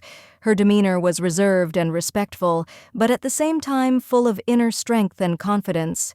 Bowing her head in respect, the lady announced that at that moment the emperor himself had arrived at the house, as well as other important nobles, whose presence gave special significance to this event, preparing everyone for an important conversation or conclusion of a deal. The lady's face changed dramatically. Signs of tension appeared on its surface, and sweat ran down her skin, indicating the experiences and inner anxiety that gripped her at that moment. Looking at her reflection in the mirror, Irvin made a firm decision that at this moment she could not afford to make the slightest mistake, since her reputation and self-confidence were at stake. This day was her most important debut, the moment that would determine how she would be perceived by those around her, and therefore Irvin was obliged to show herself in all her glory, in the best possible way, without allowing the slightest mistake. The hand in a thin glove clenched into a fist, as if trying to hold in all the feelings that were rolling in waves, while demonstrating strength and determination, despite the internal anxiety. Without showing her worries and concerns, the girl quietly asked if the moment had come when they were allowed to go out to the event, trying to remain calm despite the excitement that was still taking hold of her. However, Teely suddenly announced that the girl should wait a little since the gentleman was not yet ready to receive his wife, and her words sounded with a note of solemnity, as if a harbinger of some kind of delay. When the maid tried to console her, the lady turned away and said coldly that she was perfectly aware that her dear husband hated her, and her gaze became heavy, full of sorrow and despair, which was obvious to everyone present. Taking a step back, she suddenly declared that from that day on she would try to change her husband's mind, but as if by magic, the beautiful words were interrupted by a sudden silence, as if all confidence had evaporated in the blink of an eye. Suddenly, Ferven appeared before her, and the noblewoman's face twisted in horror, her lovely expression turning alarmed, as if she had seen something that had caused deep inner torment, leaving her speechless. Her cheeks were flushed and her blue eyes were wide, reflecting a mixture of excitement and confusion that was difficult to hide despite her efforts to maintain an outward calm. The aristocrat, as always, looked impeccable. His appearance was ideal, without the slightest sign of emotion, as if he was above ordinary experiences, leaving behind an atmosphere of severity and imperturbability. Ferven loudly declared that if she really thought he hated her, she had behaved extremely rashly, and his words, sounding with a touch of reproach, left no room for doubt in his determination. A knowing smile appeared on the maid's face, as if she understood perfectly well what was happening between them, and her gaze became soft, full of some awareness of the situation that was soon to be revealed. The servant bowed before the master, expressing her respect, and with restraint said that she was going to leave, leaving room for further orders that, it seemed, could change the course of events at this moment. Irvin raised her hand as if trying to stop the servants, her gesture full of determination, as she did not want to be left alone, in such an uncomfortable situation, next to someone who caused her such conflicting feelings. Smiling awkwardly, the lady asked if they were now planning to go to the cultural event, trying to contain her feelings, but still not hiding the slight concern in her voice, hoping that her words would not go unnoticed. However, Ferven, unexpectedly surprising his wife, went to the door and locked it, as if cutting off any possibility of further action on her part, which only added to the mystery of what was happening. After which the nobleman, in complete contrast to his previous actions, walked decisively towards his wife, as if he was going to present her with something important, intending to conduct the conversation on a more serious level. The nobleman, with his tall and slender figure, seemed to tower over his beloved. His presence was imposing, and he looked like a majestic figure dominating the surrounding space. Irvin began to convince her husband that it was time to go on a holiday. Her words sounded decisive, but at the same time they hid a slight anxiety that was reflected in the woman's voice, trying to return them to normal life. In the reflection of his blue eyes, the guy seemed to be reaching out his hand towards her, and at that moment, a certain connection arose between them, as if they could understand each other without words, despite all the external obstacles. However, the lady suddenly waved her hand, pushing the guy away and thus establishing an invisible boundary between them, as if indicating her determination and desire to avoid further rapprochement, at least for that moment. Ferven was struck by such a bold gesture and the fact that his wife seemed to intend to remove him from her life. His gaze became wary, and his heart was full of bewilderment, trying to understand the actions and motives of his beloved. As his wife, Irvin stated that she could not accept such strange and cruel behavior from the nobleman.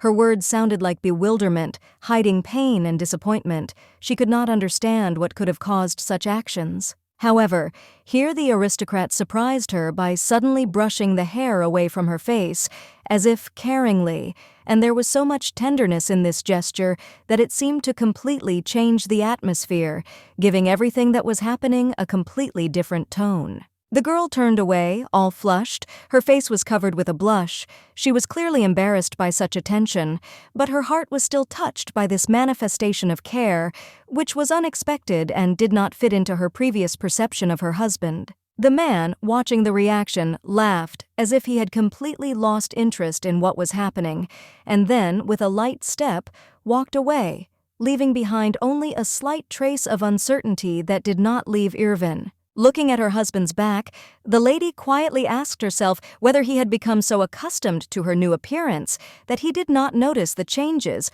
or whether he had simply learned to hide his true feelings, leaving her in complete uncertainty. The guy sheepishly made the excuse that he was simply worried that if the girl showed herself badly at the event, rumors might start, and his words sounded like an attempt to justify himself, although behind them there was real concern about his reputation. The noblewoman hurried down the long staircase after her husband. Her steps were quick, but still graceful, and she tried to keep up despite all the inner excitement that was taking hold of her at that moment. But suddenly, her foot in a white shoe stepped onto the hem of her long dress, catching on the fabric, and this unexpected moment became a turning point when she felt how the fragile balance was disturbed, and she lost her stability. Irvin, unable to keep her balance, stumbled and began to fall, her hair flying as if it was caught in the wind, adding drama to the scene, and she, as if frozen, felt the world around her suddenly slow down. The Duke cried out his beloved's name in alarm, his voice full of anxiety, as if he were trying to bring her back to life with just one word that seemed to be able to dispel all this terrible silence. Their hands were stretched out towards each other, and in that moment of desperate longing, their palms almost touched. But there remained an invisible barrier between them, a symbol of how fragile this moment was. The aristocrat hurried towards the fallen lady, his steps quick and determined, like someone who couldn't afford to slow down. His gaze focused only on her, and he sought to lift her up without thinking about the possible consequences. The noblewoman had lost consciousness and was now lying on the bottom steps, her body lifeless and her face distorted with an expression of pain, as if every breath she took was heavy, and the world around her had darkened, leaving only a helpless shadow. The large mansion, decorated with colorful flowers, had an atmosphere of grandeur and comfort, with the scent of fresh plants filling the air, creating a sense of celebration and sophistication. In the hall, the aristocrats animatedly discussed the latest events. Their conversation sounded with a slight touch of irony and interest, creating an atmosphere in which even the smallest details acquired significance. The nobles spoke loudly of the fact that the estate had not changed one bit since the last event, and there was a slight understatement in their words, as if they were not only assessing the place, but also covertly comparing it to past times. Another aristocrat, dressed in a formal black tuxedo, said that there had been rumors that the Duchess would not be at this social event, and his words attracted attention, as if it were a revelation that made those present slightly wary. The guy noticed that the maids had been helping Duchess Caroline from the side all this time, and their quiet, almost imperceptible actions attracted his attention, because it is in such little things that something more is often hidden than it seems at first glance. There, off to the side, stood a handsome young man with white hair and golden eyes. His appearance was unusually attractive, almost supernatural, as if he was part of this refined world itself. But his gaze was filled with invisible anxiety. The aristocrats were completely absorbed in gossip, discussing news and events, their conversations drowning out other sounds in the room, and they seemed absorbed in their own speculations, as if oblivious to everything else that was happening around them. They all wanted to see the changed Duchess, who lay unconscious on the steps after her fall. Her emaciated body seemed to symbolize all the pain and helplessness she had experienced, and now everyone was expecting only one thing: her return. The husband, filled with anxiety, asked the healer if his wife was all right, his voice trembling with tension, and in his eyes there was not only anxiety but also fear, which he could not hide until he heard a confident answer. The girl herself, her mouth open in confusion, heard how she couldn't perform on stage because of a sprained ankle, and the words sounded with complete involuntary bitterness, as if her plans had collapsed in an instant, and her body did not give in to her will. Ferven was just as confused and upset by the news, his face contorted with chagrin, and he couldn't hide his inner discontent, feeling how every moment she couldn't perform was taking them further from their goal. The man blamed himself for everything. His heart was beating alarm, because he had not managed to grab his lady's hand in time, had not managed to prevent her fall, and now this mistake seemed terrible to him because he felt responsible for her condition. Stubbornly, Irvin stood up from her seat, unwilling to give in to fears and doubts, and firmly declared that she could cope and perform even with an injured ankle. Her determination was unwavering, and she was not going to give in to circumstances. The beauty insisted that they couldn't keep the guests waiting because many important people had come to the event, and her words sounded with confidence, as if she could overcome any obstacle just so as not to disturb the order and not disappoint those present. The maiden's leg was red, and the pain with every step became unbearable, as if sharp needles were piercing her body, making every movement difficult, and her face itself reflected excruciating tension. The noblewoman winced at the unpleasant sensation. Her eyes closed for a moment, and her lips trembled slightly as pain ran through her sore leg again, as if warning her that it would be impossible to continue any further. Suddenly, Ferven, unable to bear this sight, grabbed his wife by the waist, helping her to stay on her feet. His strong hands seemed to give her hope, and she felt the support that gave her the strength to forget about the pain, at least for a little while. The man insisted that the lady should listen to the doctor, as her condition required immediate attention and the concert could be rescheduled. His voice was full of concern and determination, and his gaze reflected the deepest concern for her well-being. The woman's hand stubbornly squeezed her husband's shoulder, as if trying to convey to him all her determination and confidence.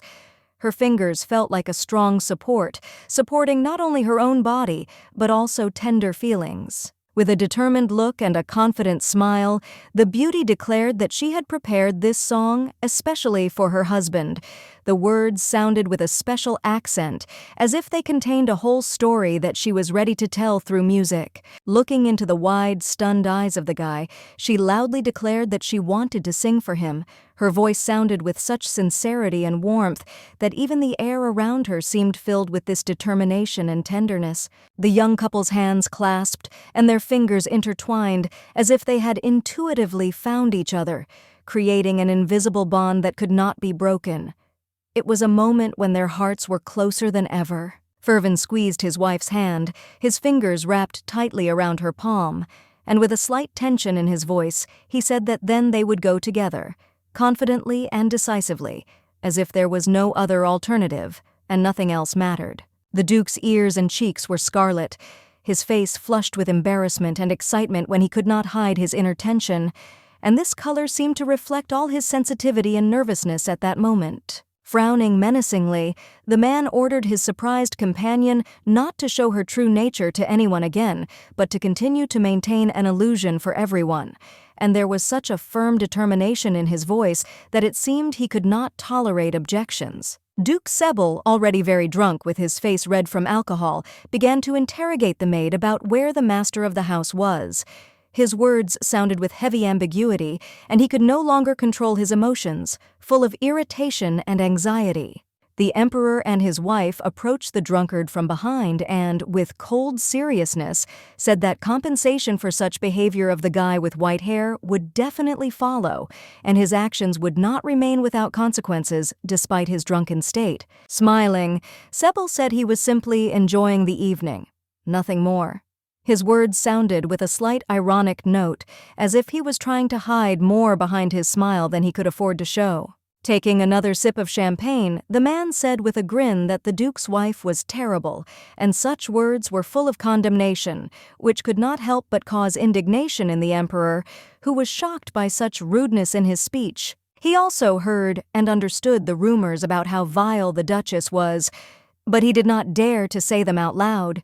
His internal conflict was obvious, because he realized that even in the highest circles, such conversations could lead to undesirable consequences. Turning away from the handsome man, Caesar turned to him and, with a serious look, asked him to calm down and behave with dignity. His voice was firm and full of authority, like someone who was used to order and respect being maintained around him. Finally, Ferven and the Duke began to descend the long staircase, and all eyes in the hall were riveted on this couple, as if time stood still, and their every movement attracted attention, leaving behind a trail of admiration. They were a truly ideal couple, with such harmony in their behavior and views that it would be impossible to believe that in their relationship there was no room for any doubts or omissions, but only sincere feelings. The Empress, unable to contain her excitement, quietly whispered to her husband that the Duke did not take his eyes off his wife, and in that look there was something special, tenderness and deep affection, in which love was evident. Ferven, who seemed truly in love, had rosy cheeks. His gaze was gentle and full of love, and his smile, soft and sincere, shone like a ray of sunshine, giving everything that was happening a special warmth. The couple stood before the Imperial family and paid their respects, restrained and dignified, drawing attention to the respect they had for this great house, symbolizing their devotion and loyalty.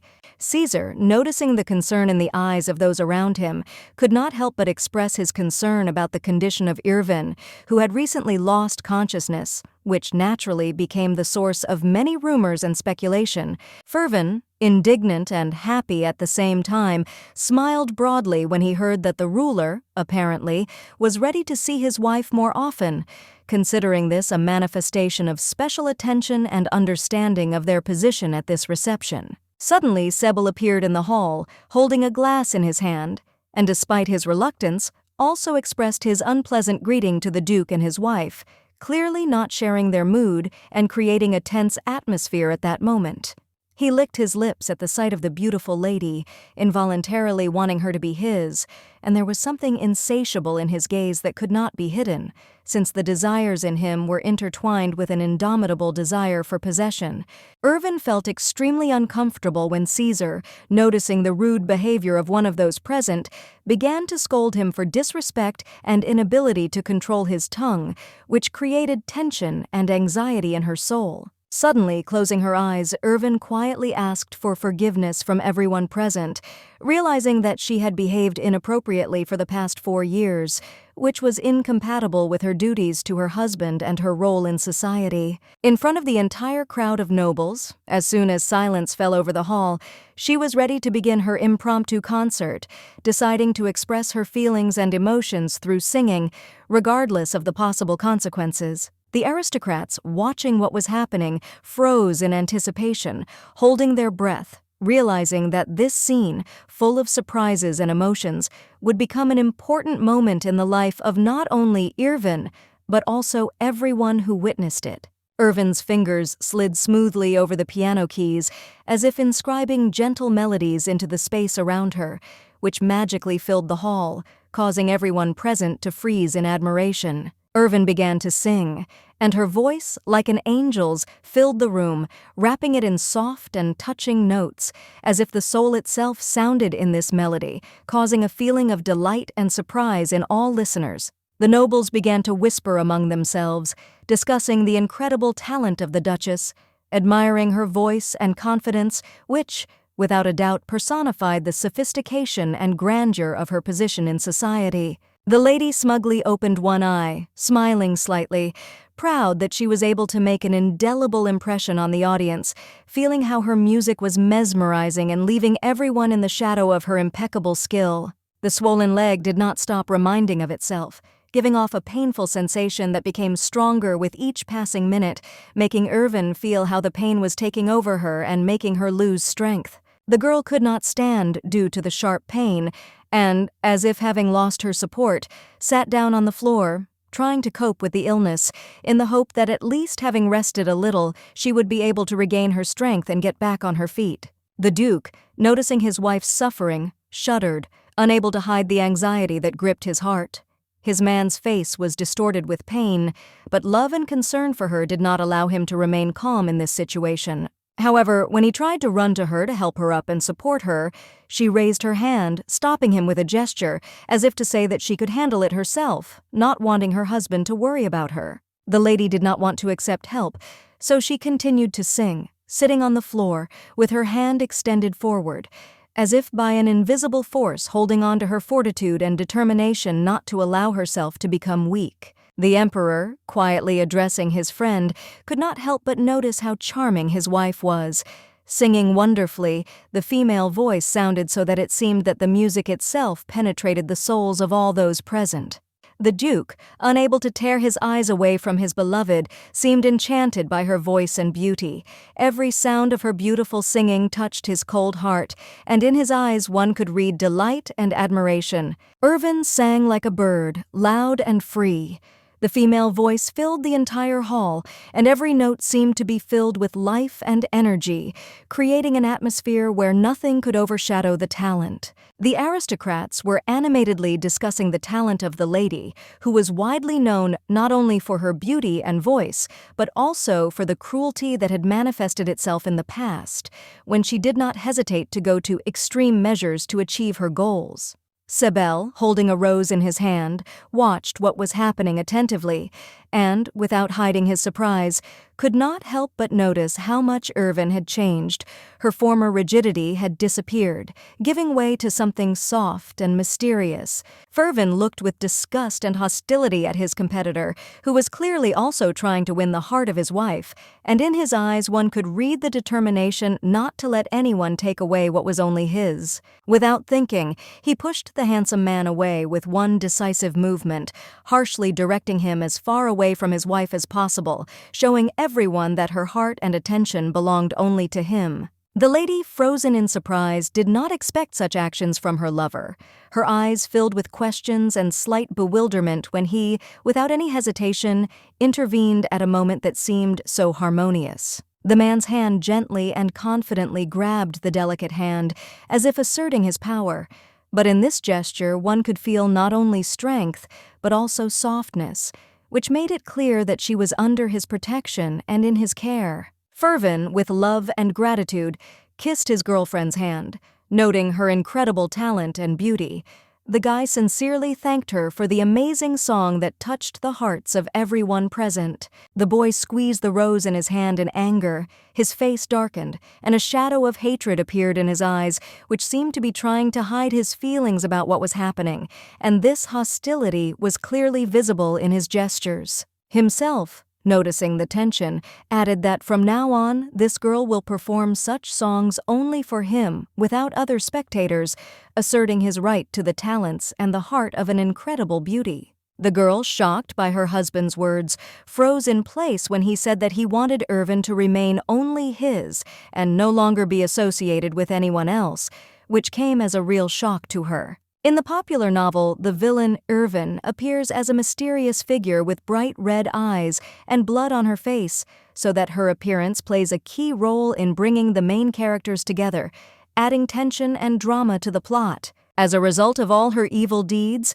she was punished and a woman's life was cruelly taken away, becoming a tragic end to her role in history, which left a deep mark on the development of events. For the lady, who did not expect such a thing, it was a real shock to hear words of love and jealousy from her now husband, which made her take a new look at their relationship, surprising him with real sincerity and tenderness. One day, the girl suddenly heard other ladies discussing how much the Duke was in love with his wife, and this unexpected confession confused her, causing her heart to squeeze anxiously with excitement and uncertainty. Tearing her hand from the nobleman's tight grip, she quickly promised to walk this path with him as many times as he wanted, ready to fulfill his every wish without thinking about the consequences. The nobleman, without saying a word, stood silently in place, looking at his hand as if trying to understand what he had just done and how his actions could affect her decision and their future relationship. Suddenly, the ladies called the Duchess, attracting her attention and causing her to be distracted from her thoughts, because at that moment all eyes were fixed on her, and she could not ignore such an important request.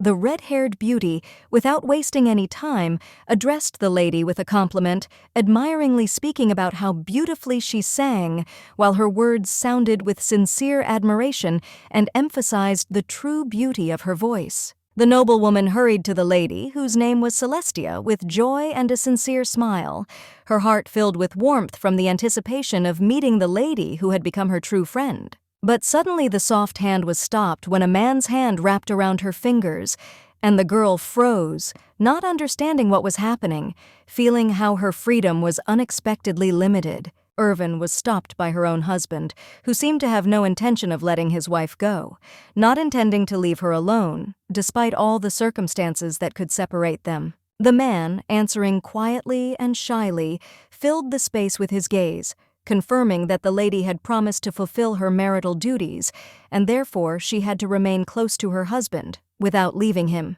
The girl, with a soft smile, agreed with the argument offered to her and decided to stay next to her husband, feeling that at that moment her place was right here, supporting him in difficult times. After which she thanked the lady with bright red hair with sincere gratitude, apologizing for not being able to join their company, as circumstances required her immediate departure. Irvin couldn't help but let out a cheerful laugh at being called kind. The word sounded so unexpected and real that she felt a little proud of her reputation. The girl's black hair was gathered into a neat bun, exquisitely decorated with bright flowers and elegant jewelry, which gave her charming appearance a special sophistication and tenderness. As Ferven gently touched his wife's tin hairdo, adjusting her hair, he gently silenced her, making it clear that his attention was focused only on her at that moment. The nobleman, looking at the lady with restraint, asked the beauty to behave calmly, assuring that he would take care of everything and not to worry. His actions would be full of care and understanding, so that she could feel protected. The night was unusually beautiful. The stars shone especially brightly, and the moon, like a mirror, reflected the light and created an atmosphere of mysterious peace around, filling the world with something almost magical and exciting. Irvin, saying goodbye to the Imperial family, stood on the steps of the mansion with a smile on his face, as if trying to show that despite all the farewells and difficulties, gratitude and peace reigned in his heart. Caesar and his wife stood nearby, enjoying the moment and sharing Irvin's joy, as they were happy to spend this time together, feeling a special connection and warmth surrounded by loved ones. The lady, with a slight smile on her face, began to think about how she would be able to continue performing in front of the public, confident in her talent and determination to do it more than once despite all the difficulties.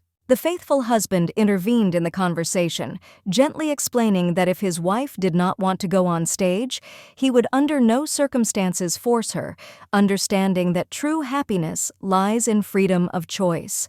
Suddenly, as if sensing the tension, Sebel intervened in the conversation, offering his services, saying that he was ready to court the lovely Duchess, adding a note of playfulness to the atmosphere of the discussion. Caesar loudly complained that the intervention of the guy with white hair and an impudent character was completely inappropriate, but despite his displeasure, he decided not to pay much attention to it. Instead of continuing the argument, Sebel turned to the girl, tenderly calling the girl Flower, generously showering her with various compliments, as if trying to win the girl over with his charm and attention. A strong hand covered with a white glove smoothly reached for the woman's hair, but at that moment she froze in fear. Her heart skipped one quick beat, as if ready to break in panic. The Duke's eyes suddenly lit up with hatred, malice, and anger, as if he couldn't contain the storm of emotions that swept over him from rage, and these feelings were so obvious that they could not be ignored. With a blow full of determination and strength, he knocked away the hand of the rude, impudent man, confidently defending his wife, and a fire lit up in his eyes, ready to fight for her safety and dignity. Sebel, upset and hurt, bitterly noted that the Duke was not just a bad man, but wild and unbridled, and his words reflected the depth of his disappointment in this cruel world. Embracing his beloved, Ferven announced in a loud and confident voice that he was only brushing away a mosquito, and that there was no point in attaching any importance to it. His actions were not aimed at anything more. Caesar, with a wide smile on his face, said that he would look forward to the next meeting with the Duke and his wife, as if hinting that this meeting promised to be no less interesting and exciting. The door slammed loudly, making a sharp sound, as if trying to emphasize the sudden end of everything that was happening, creating an atmosphere of tension and farewell. In the darkness of the estate, in the privacy of their home, the young couple remained, holding hands tightly, as if this simple rigidity were their only union in a world full of uncertainty and worries. Stepping back, Ferven loudly declared that it was time for him to leave. His words were decisive, but there was a hint of regret in them, as if he did not want to leave this moment, but was forced to take a step aside. But the lady's hands grabbed him tightly, not allowing him to leave so easily. She was not going to let him go without words, and her gaze was full of persistence that even at this moment, the heart demanded answers. Persistently, with a slight emotion in her voice, she asked if the nobleman liked the song, as if hoping that the woman's efforts had not passed him by, and that her tender soul had found a response in his heart. In the eyes of the handsome aristocrat, the lady looked beautiful, and his heart beat faster, as if in her presence the whole big world became brighter, and everything else lost its meaning.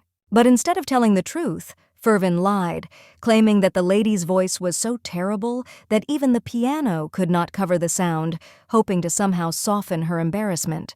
The girl lowered her head, confused and with an empty look, realizing that her behavior had previously left much to be desired, and the weight of realizing her own mistake was almost unbearable. However, in an attempt to justify herself, she began to explain that she had moved to another country and, being in a new place, she experienced fear and loneliness, which could affect her behavior and perception of others. Clutching his head, Ferven repeated to himself over and over again that people cannot change in one day, no matter how hard they try, and this inevitably led him to disappointment and doubt in the world around him. The frowning guy, with an expression of displeasure on his face, loudly declared that he always thought that this time, too, the noblewoman was only pretending, incapable of real emotions, playing a role, as always, in this theater of life. The lady's face took on a sad and thoughtful look. Her large eyes, full of melancholy, seemed even deeper and expressed a whole range of emotions, as if reflecting the entire weight of her inner world, drowning in sadness. She walked past her husband, a barely noticeable forced smile appearing on her face, as if trying to hide all her feelings, although inside her heart was full of experiences, hidden behind a mask of calm. Before leaving, the maiden thanked her husband for a wonderful evening, into which they both put so much emotion and effort, realizing that such moments are worth much more than any words of gratitude. Ferven reached out his hand, trying to stop his wife, but his lips remained silent, not uttering a single word, although in his eyes there was a silent request, hidden under a layer of unspeakable emotions. Instead of speaking, he walked quietly towards her, hugging her from behind, his arms wrapped around her body as if trying to strengthen the bond that had always existed between them and never let go. Face into her dark hair, inhaling its scent, feeling how this smell filled his entire soul, reminding him of the invisible power of her presence, and mentally prayed to the girl not to leave him, not to disappear from his life. However, the girl quietly asked the handsome man to let her go. The voice itself sounded soft, but there was an urgent request hidden in it, as if the beauty felt the need to leave, despite all the tenderness of the moment. Turning to face her husband, she confidently declared that she had no intention of running away from him, and her words sounded firm and sincere, reflecting her inner determination and affection, which she did not intend to hide. The Duke, his feelings acknowledged, realized that he truly enjoyed his lady's singing and her presence nearby, appreciating as never before these moments when her gentle voice and originality were the whole world to him. The lady was angered by how the guy could not directly say what he really felt, but instead lied first, trying to hide his true emotions, which only increased her irritation and discontent. Loudly, with clear determination in her voice, she declared, folding her arms across her chest, that it would be nice if her husband's words were reflected in his actions as accurately, because words without actions lost all meaning in her eyes. Turning away in irritation, Irvin muttered that her husband was kind to everyone but her, as if her feelings and her needs were less important to him than caring for others. But at that moment, when she was absorbed in her thoughts, suddenly there was silence. The faithful husband leaned towards her and, without saying a word, tenderly kissed her, causing her heart to skip a few beats from unexpected but so pleasant feelings.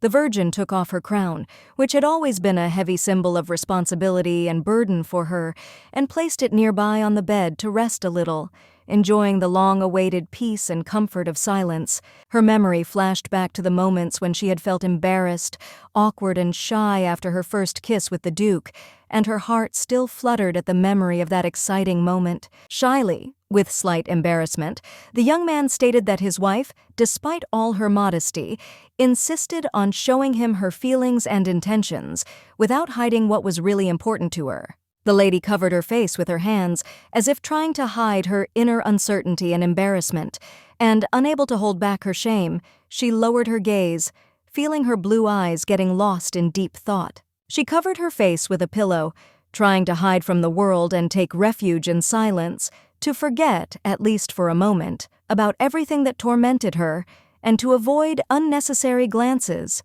which only deepened her inner discomfort. Moreover, Irvin could not forget the tragic end of the villain from the original, her death which remained in her memory, causing painful memories and anxiety for her own fate. Crying, hiding her face under the pillow, the maid suddenly heard the cry of the servant, who reported that the new dress was ready, and now she could finally change, forgetting at least for a while about her worries. It was Tilly, a faithful servant who was ready to help her mistress by providing her with everything she needed to help her change her clothes and return to her normal appearance, at least for a short time, forgetting about heavy thoughts. The new dress was incredibly beautiful.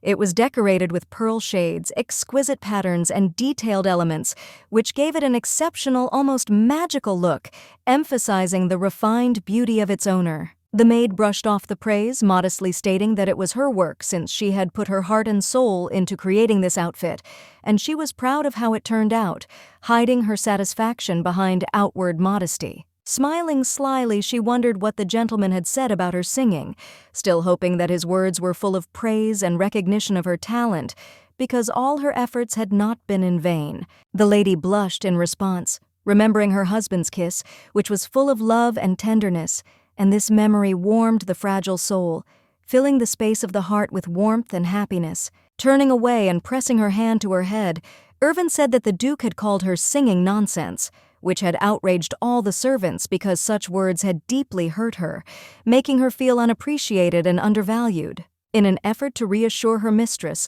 the woman tried to justify the gentleman, assuring him that he had not meant anything offensive and that his words were merely an expression of fatigue or momentary dissatisfaction and not a true attitude. Suddenly, the maid suggested that her mistress take an evening walk, hoping that it would help distract her from worries and unnecessary experiences.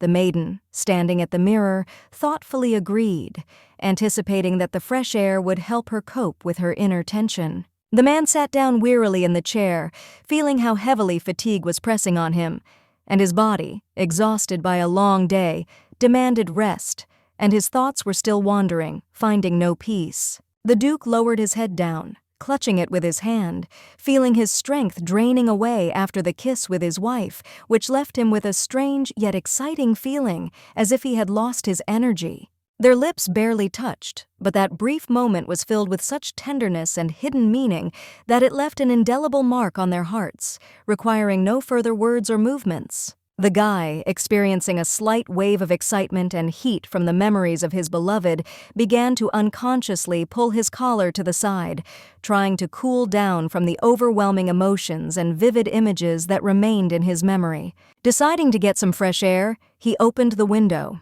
enjoying the moment and feeling the light breeze touch his lovely face, bringing with it the pleasant scents of the night and taking away all the worries of the day. The window offered a beautiful view of the night landscape, drowning in darkness, and in the center stood a cozy gazebo, which seemed to beckon him with its peace and warmth, promising silence and solitude. Suddenly, looking down, he noticed how, against the dark horizon in the distance, his wife was turning her head strangely, as if noticing or feeling something, and her face expressed slight wariness. Suddenly, the shoes she was taking off were tossed aside with a light, almost casual movement, as if she was losing interest in something or trying to get rid of something unnecessary along the way. The noblewoman did not behave like a real lady.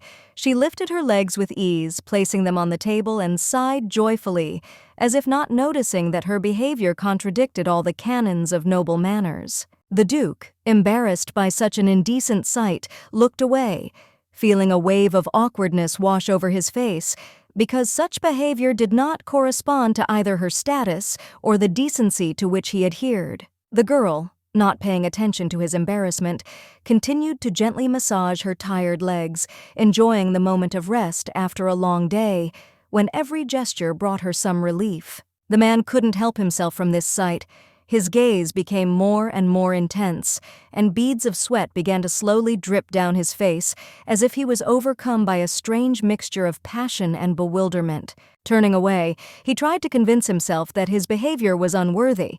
He should not spy on his wife, but her behavior attracted his gaze, and he could not take his eyes off her, despite his internal contradictions. The lady had cute, graceful ears that gave her face a special charm, and her hair, dark as night, fell beautifully on her shoulders, giving her image a mysterious appeal and softness. The guy's hand hovered in midair as he stood by the window, trying to find a moment to gently tuck a strand of the lady's hair, but his gesture was so reserved that it seemed almost unconscious, like something more than just caring. Irvin was like a goddess descended from the heavens. Her presence felt like something supernatural, like a beautiful and mysterious entity that merged with the surrounding world, leaving a light aura of magic around her. Ferven, blushing in embarrassment, buried his face in his hand, trying to hide his awkwardness because his feelings were conflicting, and he did not know how to cope with what was happening around him. Suddenly, large eyes, full of deep thoughtfulness, rose up to where the window was, as if she felt something that came from that very place, and her gaze became sharper, more penetrating. The lady froze, peering intently into the closed windows of the estate, as if she felt or heard something that made her heart stop, and her thoughts began to slip away in the direction of an indefinite premonition. The girl continued to look into the distance, absorbed in her thoughts, when suddenly the voice of the maid was heard, who brought delicious food for her lady and chocolate, filling the atmosphere with coziness and tranquility at that moment. Joyfully, the beautiful lady turned around, and with gratitude in her voice, thanked Tilly for her care, her eyes shining, reflecting her appreciation for the attention and affection she was receiving at that moment.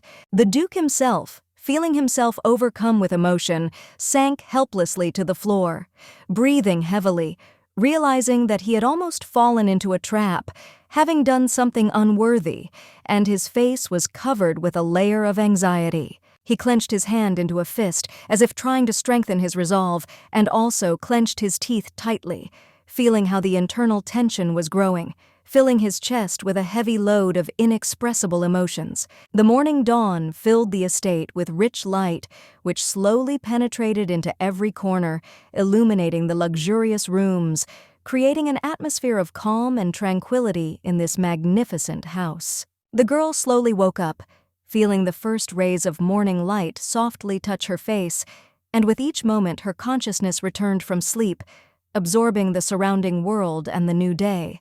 A worried Tilly stood frozen, standing above her mistress, as if waiting for some sign or command, not knowing what to do at this moment when the silence was almost deafening. The sleepy noblewoman woke up, her eyes opened with difficulty, and looking around in confusion, she asked the maid what had happened, trying to understand why she was in this state, not remembering what had happened during the night. Suddenly, the girl remembered that from that day on, she had to meet her husband every time he arrived at the palace, and her heart sank, realizing the responsibility that fell on her fragile shoulders. The maid had a cup of tea in her hands, barely hovering. Her careful movement gave the scene an exquisite touch, creating an atmosphere of morning peace and comfort in this moment. Having had a good time, they had tea in the gazebo, enjoying the silence, and every word spoken seemed significant, while the tea with the aroma of herbs gave their conversation additional warmth and harmony. Upset, the lady recalled the tragic end of the original novel, where she herself became the source of misfortune for the Duke, realizing that her fate repeated events that could not help but affect her feelings. Concerned, the girl asked Tilly how she could get closer to her husband, hoping to get advice that would help her sort out the complicated relationship and find a way to his heart. A smirk appeared on the maid's face, as if she knew the answer to that question, but perhaps chose to keep her thoughts to herself, watching her mistress struggle with her inner feelings. The maid continued to help her mistress put on her dress, slowly, and at the same time talked to her about the cufflinks, keeping her busy with conversations to distract her from the worries that were haunting her mind at that moment.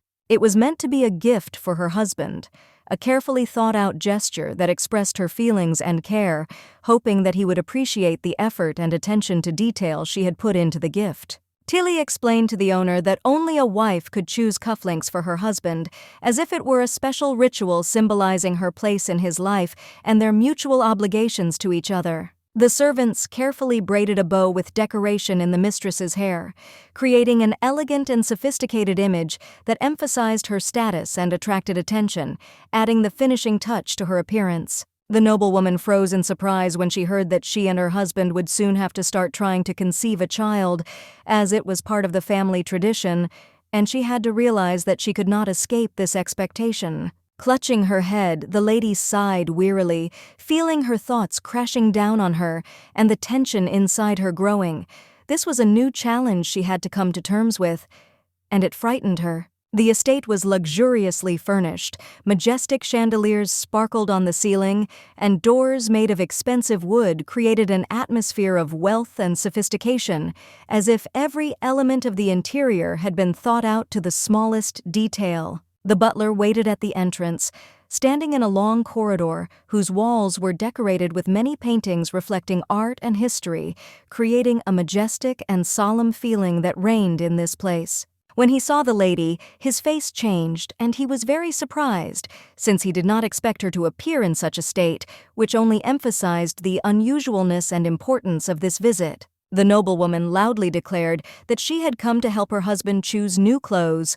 Her words were full of confidence, and she intended to show concern, demonstrating her taste and attention to his needs. Since the lady had never been to this place before, her husband, somewhat haltingly, said that he should have warned the emperor first of her visit, since it was an important event that required special attention. But then Tilly intervened, in a commanding tone that could not be denied, declaring that Alfred should open the door immediately, her stern gaze leaving no room for doubt, and she was full of determination. The maid, wishing her mistress good luck with a soft smile, stepped aside, watching her determined steps, while the mistress, not paying attention to what was happening around, confidently entered inside.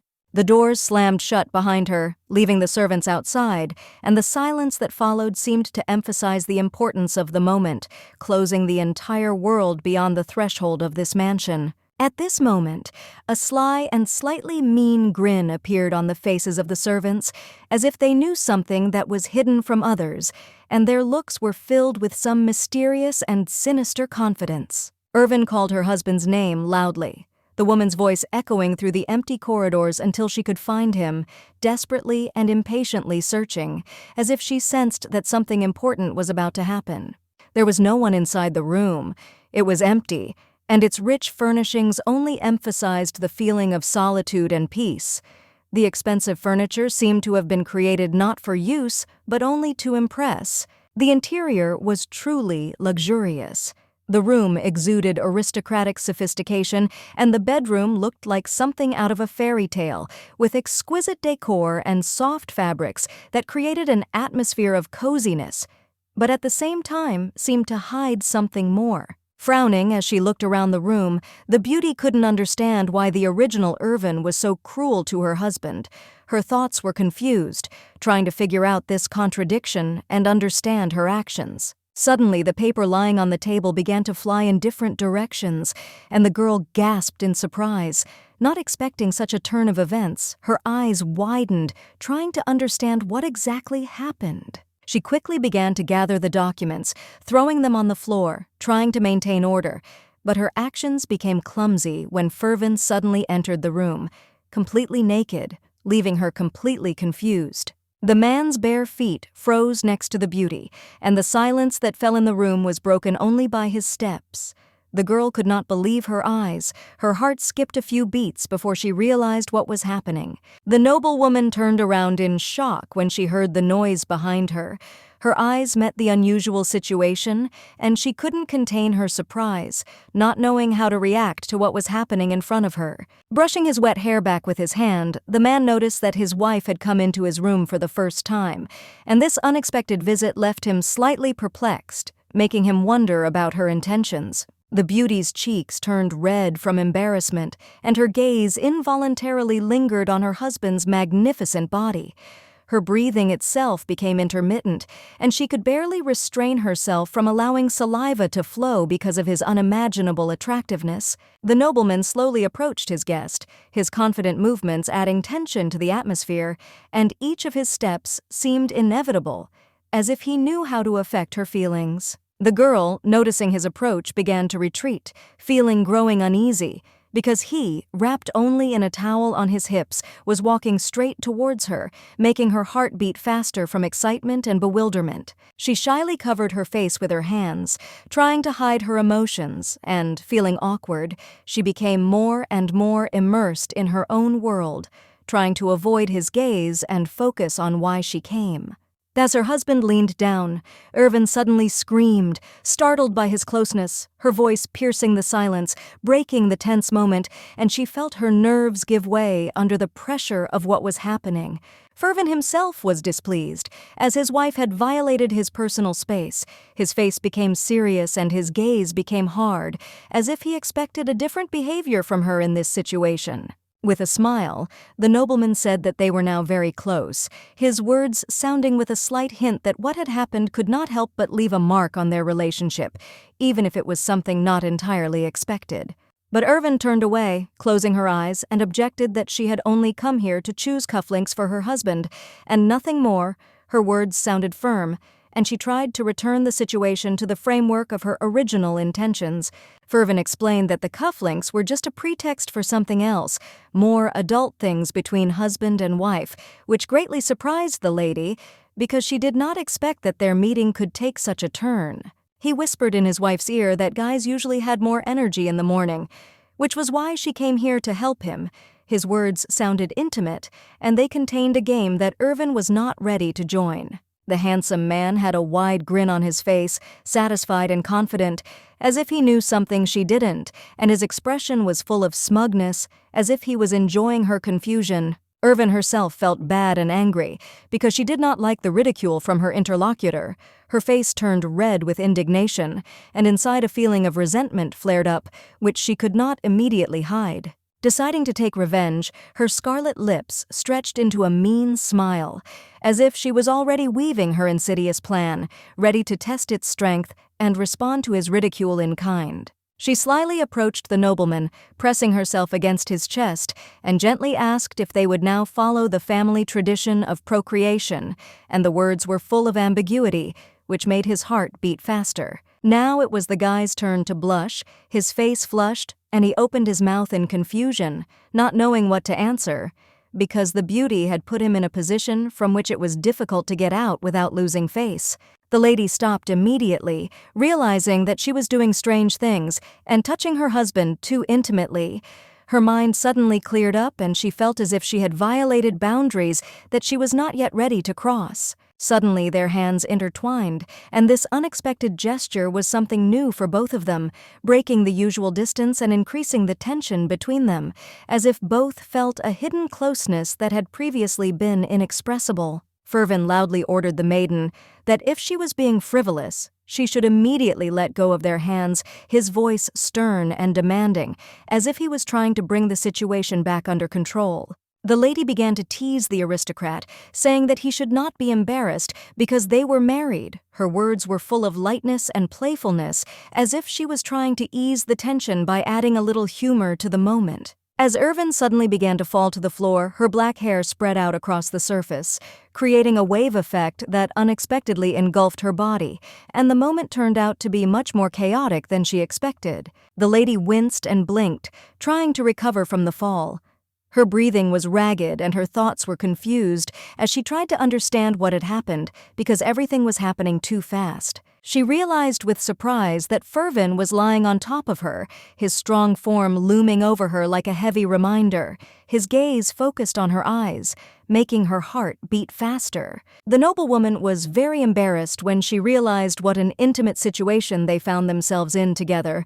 The woman's face turned red with shame, and the noblewoman felt how her position was becoming more and more awkward and uncomfortable. Looking into the eyes of his beloved, the Duke said that he agreed to fall for his wife's provocation and make her a happy woman. His words sounded confident, but there was a sneaky grin on his lips that betrayed his intentions. There was a mean grin on the man's lips, as if he was pleased with the situation, and her reaction was just an additional entertainment for him, which he decided to play on with the deliberate provocation of all feelings. Covering her face with her hands, Irvin screamed for her husband to first go and wipe the moisture off his body and preferably get dressed.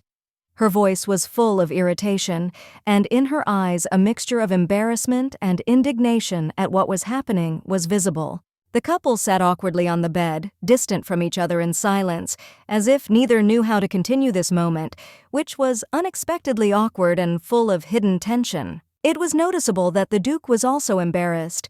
His cheeks were flushed from under the towel, and this feeling of awkwardness was visible on his face as he tried to hide his confusion, not knowing how to behave in this situation. At this time, the servants stood outside, their gaze tense, and while the butler was worried and shifting from foot to foot, the cunning maid grinned meanly, enjoying what was happening and believing that her plan had worked. Alfred was tired of waiting and wanted to check how things were with the young masters, but the maid herself had a different opinion, deciding that her intervention would be more appropriate and important at this moment. The woman grabbed the butler by the collar and firmly refused to let him in. The gesture was firm and unconditional, as if she were deciding that this moment should be reserved only for those who truly had the right to participate. She began to scold the stupid servant, confidently asserting that it was absolutely indecent to spy on the love of young people. Her voice was stern and full of condemnation, as if she was putting him in his place for unacceptable behavior. When the man finally realized what was happening behind closed doors, his face turned red as a lobster. He felt extremely awkward, realizing his mistake and the shame that now lay on his shoulders. Tilly winced in disappointment as she realized that the butler had misunderstood, her gaze becoming tense and her sense of unease growing as the situation was far from what it had seemed at first. The Duke dried his fair hair with a towel, his movements slow and almost mechanical, and his expression, despite everything that was happening, remained focused, as if he was trying to regain control of the situation. Irvin tried not to peek and not to look at the handsome man's naked torso. Her gaze was tense, and her thoughts were confused because the presence of her husband in such a form caused her a feeling of awkwardness and shame. The man grabbed her hand, not letting her go. His grip was firm and confident, as if he was determined to keep her close despite his desire to avoid further contact. The nobleman asked his wife to help him choose clothes. Since she had already come, it would be logical. But his request was not as simple a request as she expected, but rather a continuation of their interaction. The lady began to resist, saying that if he meant procreation, then she was not his assistant in this. Her words were full of reproach and clearly expressed her position on what was happening. After Ferven promised that he would not harass his wife, his voice was calm, but a slight, mischievous spark could be seen in his eyes, as if he understood that his words could not completely hide his true intentions. The girl, embarrassed, agreed and hurried away to find good clothes for her husband and return. Her steps were quick and her heart was beating anxiously because the situation continued to be tense and uncomfortable. Opening the door, the beauty stopped, seeing in front of her a whole collection of beautiful suits of aristocratic style. Her eyes sparkled with surprise because it was so unexpected and beautiful, as if a whole gallery of fashion had opened up before her. She began to select the right shirt, carefully examining the fabrics and colors, her fingers sliding over the materials until she found what she thought was perfect for her husband. Suddenly, when the girl turned around, she saw her husband throwing the towel off his hips. His actions were quick and confident, and she couldn't help but notice how his body looked at such a close distance, which made her even more embarrassed. When Irvin realized that the guy was wearing pants, she breathed a sigh of relief, although her face was still red with embarrassment, and she couldn't shake off the feeling of awkwardness even though the situation was starting to clear up. The nobleman's face formed a knowing smile as he realized that his wife had thought of him in a completely different way than expected, and his gaze filled with a slight humor. Apparently her innocence was not so absolute. Frustrated and covered in shame, the lady finally began to choose suitable cufflinks for her husband.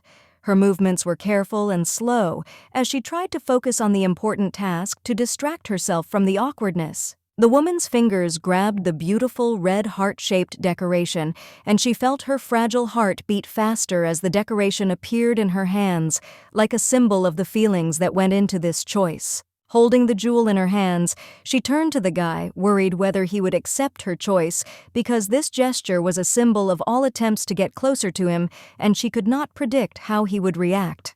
Grabbing the handsome man by the shirt, she drew his attention to herself and, a little nervously, said that she had finally made her choice.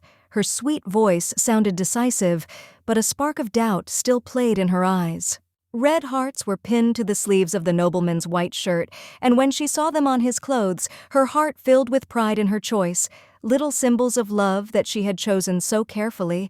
With a wide smile, the beauty declared that from that moment on, she wanted to become closer to her husband, and her words were full of determination, and in their sound there was a sincere hope that their relationship could become warmer and deeper. With a blush on his cheeks and an indelible joy in his eyes, Ferven agreed with a slight sigh that he, too, longed for intimacy with this amazing lady, whose beauty did not leave him indifferent.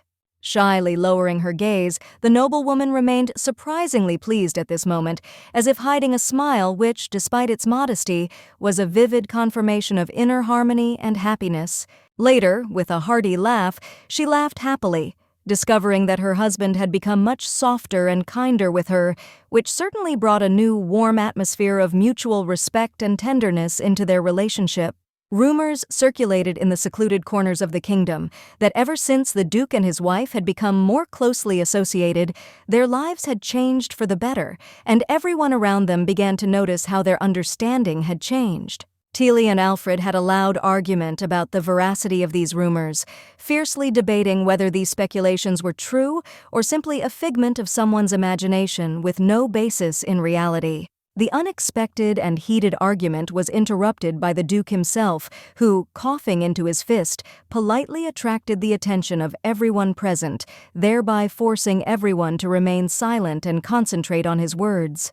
At this the servant, bowing her head with deep respect, spoke quietly and restrainedly, informing them that the meal was ready and that all those present could go to the dining room where they were already awaited.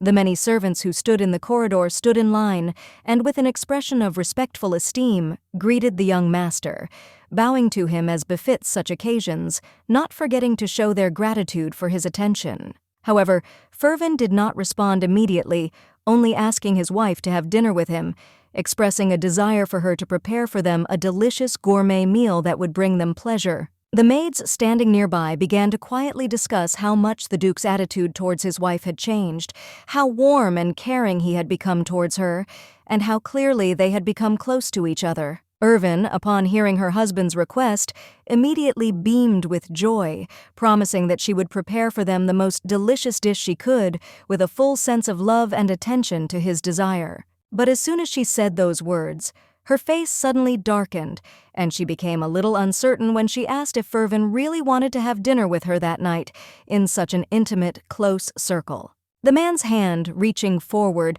with a smooth and confident gesture, tried to calm her down, as if conveying all his care and tenderness through this gesture.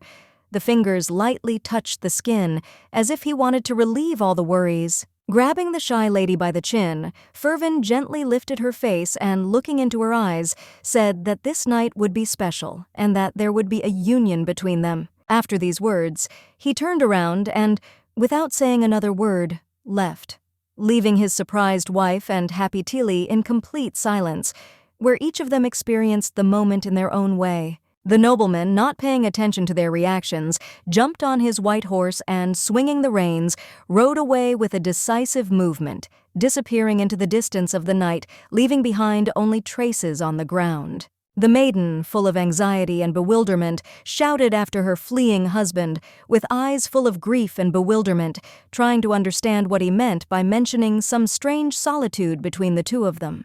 To which her husband, smiling with a bold and smug expression on his face, replied that she would only find out and understand everything late at night, hinting that the true meaning of his words would only be revealed with the onset of darkness. A contented smile played on his face, filled with undisguised pleasure, and a blush played on his cheeks, emphasizing his inner satisfaction with the current situation and the mysterious intrigue. In the original version of the novel, after their first wedding night, filled with excitement and anticipation, the young couple, the Duke and Duchess, never again shared the same marriage bed, which became an unsolved mystery of their relationship. That's why Irvin was overcome with a wave of horror and shock when she learned that on this very day she would have to spend the night with her husband, which became a real test for her and an unexpected turn in their relationship. The maids, standing to the side and quietly whispering with soft smiles, discussed how the young couple had finally made peace, having overcome all previous misunderstandings, and how they had now advanced in their union, resolving not only emotions, but also physical intimacy.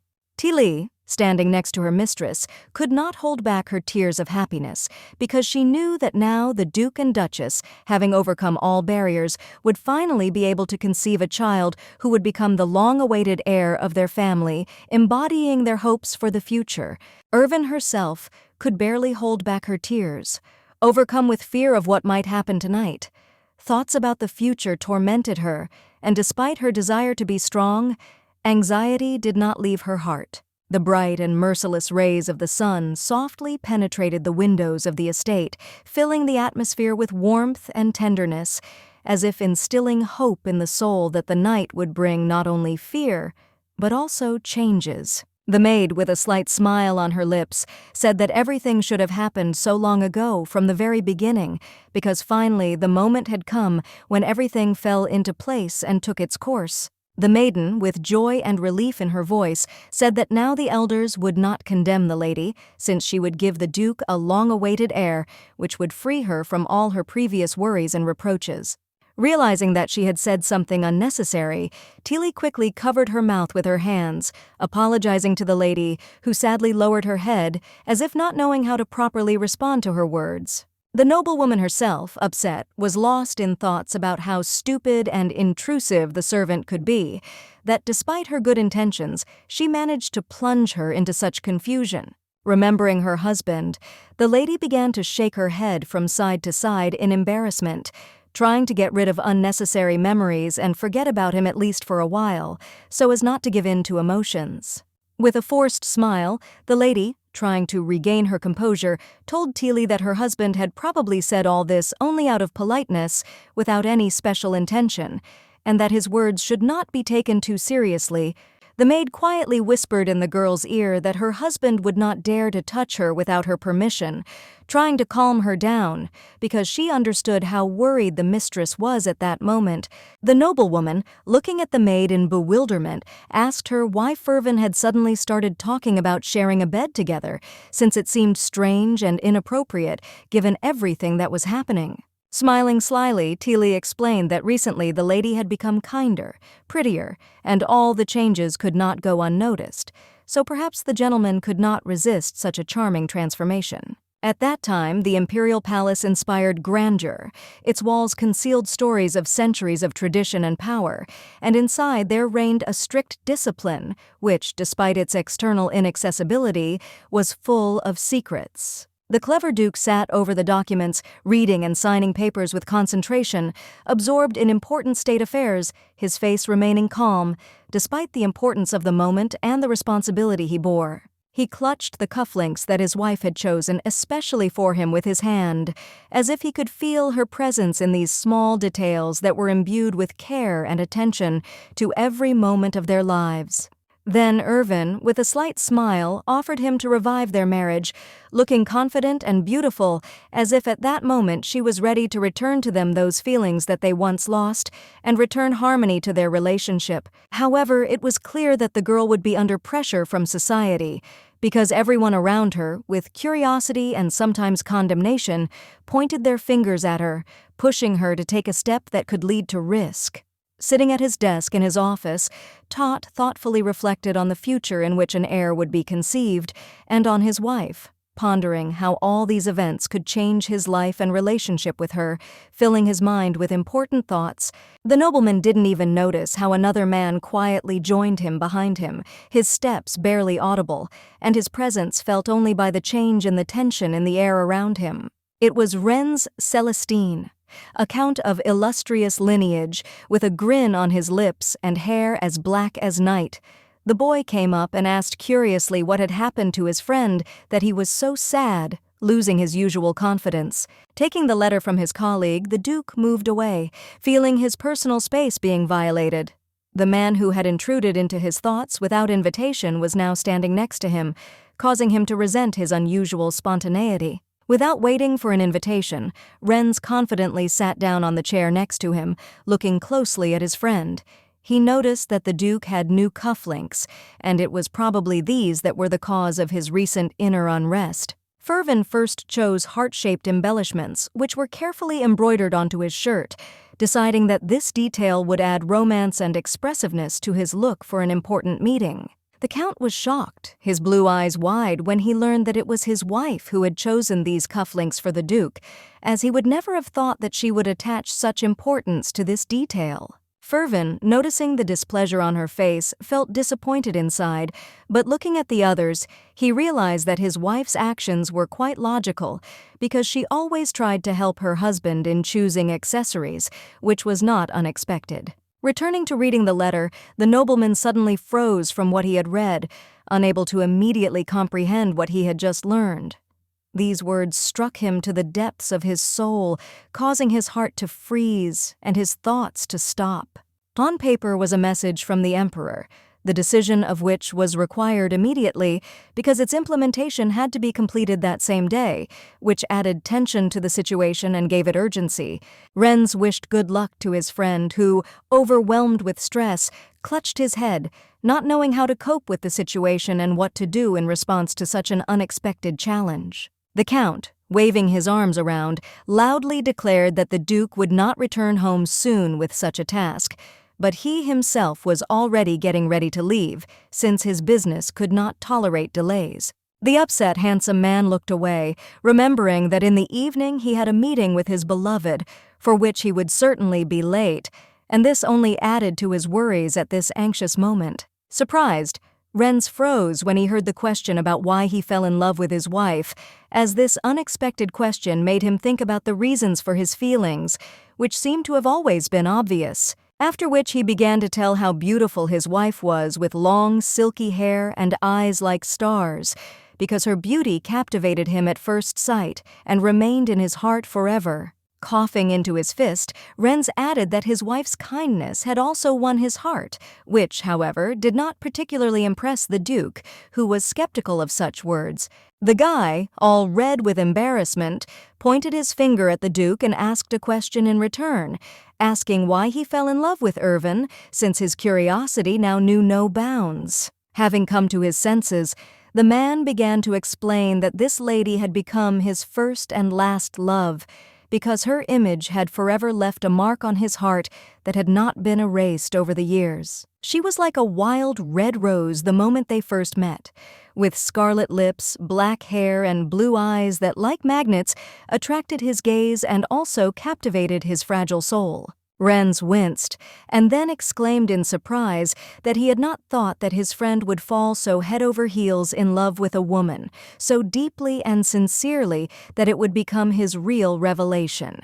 Continuing to work on the documents, Ferven agreed that he would attend the event the following week, would arrive there with his wife, as required by the decree of the Emperor himself, and everything should be prepared properly. His pen hand trembled and he paused for a moment, aware of the importance of what he had just written, as if the words themselves had a special meaning. The man asked his friend again who would be at the upcoming celebration, which was supposed to take place very soon, since he was interested in what kind of people would attend this important event. It turned out that one of the candidates for the Duke's wife would be at the event, namely Stella, a charming and young lady whose presence added a special touch of intrigue to this event. Ferven spent his entire childhood alone in an abandoned mansion, abandoned by his parents, and this isolation left a deep mark on his soul, shaping his outlook on the world and his relationships with people. The young but already cold boy was cared for only by his nanny Tilly, who was the only person capable of bringing him at least a little warmth in a world full of loneliness and alienation. He was also accompanied by Miss Stella, a young girl who was always by his side, supporting him and being his only friend, despite all his isolation and seclusion from the outside world. Renz was amazed that the Duke did not react in any way to the fact that his childhood friend would be at the party, as this discovery seemed significant and even a little surprising to him in the context of what was happening. The guy had no objections when Ferven explained that he was already married and was no longer interested in other girls, since his heart was no longer free and all his feelings were given to his wife. Raising his hand and placing it behind his back, Renz apologized for his stupid behavior, realizing that such a strange act might seem inappropriate and out of place in the situation. Ferven rose from his seat and, decisively declaring that it was time for him to go and meet the Emperor, prepared to leave the room, anticipating an important meeting that required his attention. With a smile, the man added that he wanted to get home as soon as possible to spend time with his wife and do things with her in bed, enjoying the peace and comfort of the family hearth. Renz, surprised, pulled away from his friend, not knowing how to react to such frank words that clearly went beyond the usual conversations between friends, leaving him confused. The boy stared at the closed door, sweat pouring down his face from discomfort, as if every second of silence was an excruciating ordeal that he couldn't explain. With a very sad expression on his face, Renz muttered that apparently Lady Irvin had really changed a lot, since her behavior and words began to surprise him, becoming something new and unusual for his perception. Tilly insistently repeated that the lady should have at least once met the gentleman's gaze, which in her opinion would have helped to establish the atmosphere of the meeting and made her understand the importance of this moment. The maids helped the lady dress as beautifully as possible to seduce the master, confident that this would help to achieve what she wanted, and also so that the lady could conceive a child from him, as the female role required. The girl screamed indignantly when she heard such a discussion among the maids, not believing her ears that such things could be the subject of discussion and that someone dared to speak about it out loud. Tilly reassured the lady by assuring her that she had prepared a special musk for her, which, according to her, was supposed to help improve her mood and give her confidence in the future. Tilly's niece, all embarrassed, carried a bag on a tray from which a strange smell emanated, causing everyone present to bewilder and slightly uneasy due to the unusual aroma around. Tilly took the bag from her relative, sternly ordering her to stop sniffing the lady's gift, as it was completely inappropriate, and she should no longer show curiosity about this strange substance. With a mean grin, the maid told her mistress that this bag would bring her not only a special smell, but also indescribable sensations that she might not even suspect. Irvin, unable to bear such a statement, turned away sharply, putting her hands in front of her as if trying to fence herself off from everything that was happening, and resolutely refused to accept such a strange and suspicious gift. However, the maid did not listen to her mistress's will. With a stubborn expression on her face, she literally shoved the bag under Irvin's long skirt, leaving her no chance to refuse this gesture. Tilly, satisfied with the execution of her plan, grinned widely, turned away, and without further ado walked away, satisfied that she had done her job. Not paying attention to the reaction of her mistress, the woman was going to ask her niece to bring rose water for the lady to freshen the air in the room, but unfortunately her request was not fulfilled, as the niece had already gone somewhere, leaving her in difficulty and without help.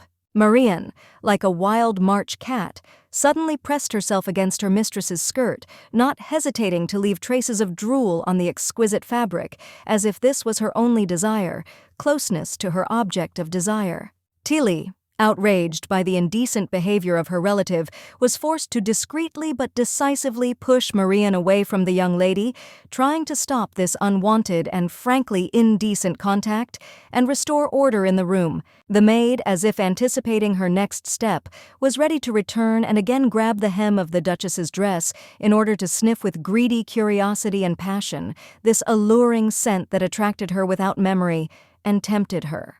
Nothing could stop the girl, and despite all the circumstances, she resolutely headed back to Irvin, step by step approaching her, as if she was reaching for the light that beckoned her, leaving no doubt in her determination. Irvin was by far the most beautiful lady, whose radiance could outshine even the brightest stars in the sky, and her beauty was almost unearthly, and it seemed that the very atmosphere around her was filled with light, reflecting her magnificence and grace.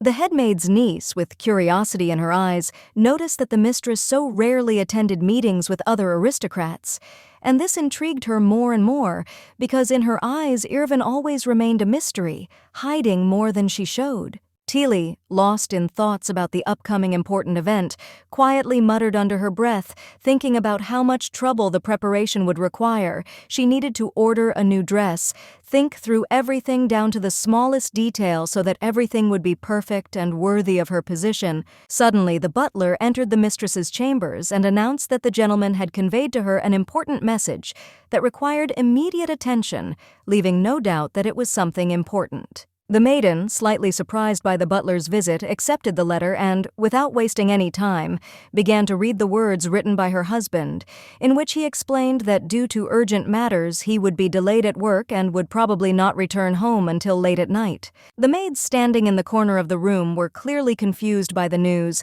especially one of them, who was much more worried than the mistress herself, who was sitting on a chair and carefully studying the contents of the letter with an imperturbable expression on her face. The lady breathed a sigh of relief when she realized that she would not have to spend the night in the same bed with her husband, and her soul suddenly felt lighter, as if a burden had been lifted from her shoulders, because the coming night now promised to be much calmer. The beauty's face twisted in disgust when she noticed how confused the maids were, as if this scene caused a feeling of incomprehension in her, because she was not used to seeing such weakness in her subordinates.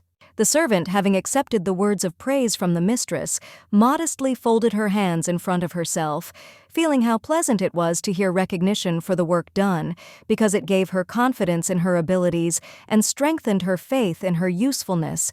Rising from her seat, Irvin, flashing a new golden dress, loudly announced that she was going to take a walk in the garden, and her words sounded like orders, with her characteristic confidence attracting the attention of everyone present. Tilly, wanting to keep her company, immediately offered to go together, but Irvin, barely looking at her, coldly replied that it would be enough for her to walk alone, leaving Tilly perplexed and making her feel useless. The servants who were watching what was happening were unhappy with this arrangement because, in their opinion, the master was paying too much attention to the emperor, forgetting about his wife, which could not help but cause hidden discontent in them. The empress had already given birth to 2 girls, but despite this, Duke Sebel was appointed heir to the state, which caused many questions and disputes among the courtiers, as many were expecting the appearance of a son to continue the dynasty. The maid's niece, worried about the situation, cautiously expressed her opinion, stating that if the ruler did give birth to a son, he would probably become the future emperor, replacing the duke on the throne in the future. Tilly, unable to bear such conversations, sharply and loudly shouted at her relative, condemning her for spreading dirty rumors that could affect the reputation of the entire imperial family and bring confusion into court life. After this, the woman, not wanting to continue this unpleasant conversation, abruptly opened the door and, gathering her strength, headed for the exit, full of determination to end this conversation because she still had household chores awaiting her that required attention and care. Suddenly, Alfred appeared at the door again, awkwardly holding a note intended for the headmaid. His face reflected some confusion, and he blushed as he handed over the letter, feeling the tension growing in the air. Awkwardly looking away, the boy said with obvious embarrassment that this letter was from the gentleman, adding that he had brought another important message which had been expected for a long time, since it concerned the fate of the Duke himself. The Emperor, finding himself in a rather awkward situation, froze in the moment, holding the dessert in his fingers, as if not knowing how to properly respond to the sudden intervention and the request that had just become known. The Duke, realizing the gravity of the moment, repeated his request, asking the Emperor to release him from service so that he could devote himself to the continuation of the family line and ensure the future of the family, passing this duty into the hands of his heir. He persistently asked the ruler to let him go earlier so that he could complete all his affairs, and Caesar, showing generosity, graciously agreed, allowing his old friend to fulfill his wish, albeit with a little regret. The Duke was beside himself with anger when he learned that Caesar had invited him here only to laze around and engage in meaningless conversation at the table, without any serious purpose other than to have a snack. When he saw that his friend was about to leave, the Emperor, slightly embarrassed, asked him to stay for at least a couple of minutes to try at least one dessert, to taste, because it was a pity to say goodbye so quickly after such a fleeting conversation. Caesar, handing him the sweet with a kind smile, suggested that if the Duke did not like this dessert, he could take it with him and take it to his wife, not forgetting about taste preferences, making a gesture to ease the situation and not leave her without attention. The plates, with only empty spaces and small crumbs left on them, became a testimony to the end of the meal, as if a reminder of how quickly this dinner had passed, leaving only a feeling of lightness and satiety. The family of the rulers of the empire was quite satisfied after a delicious meal, from which only empty dishes remained, and no one bothered to leave the slightest piece of food.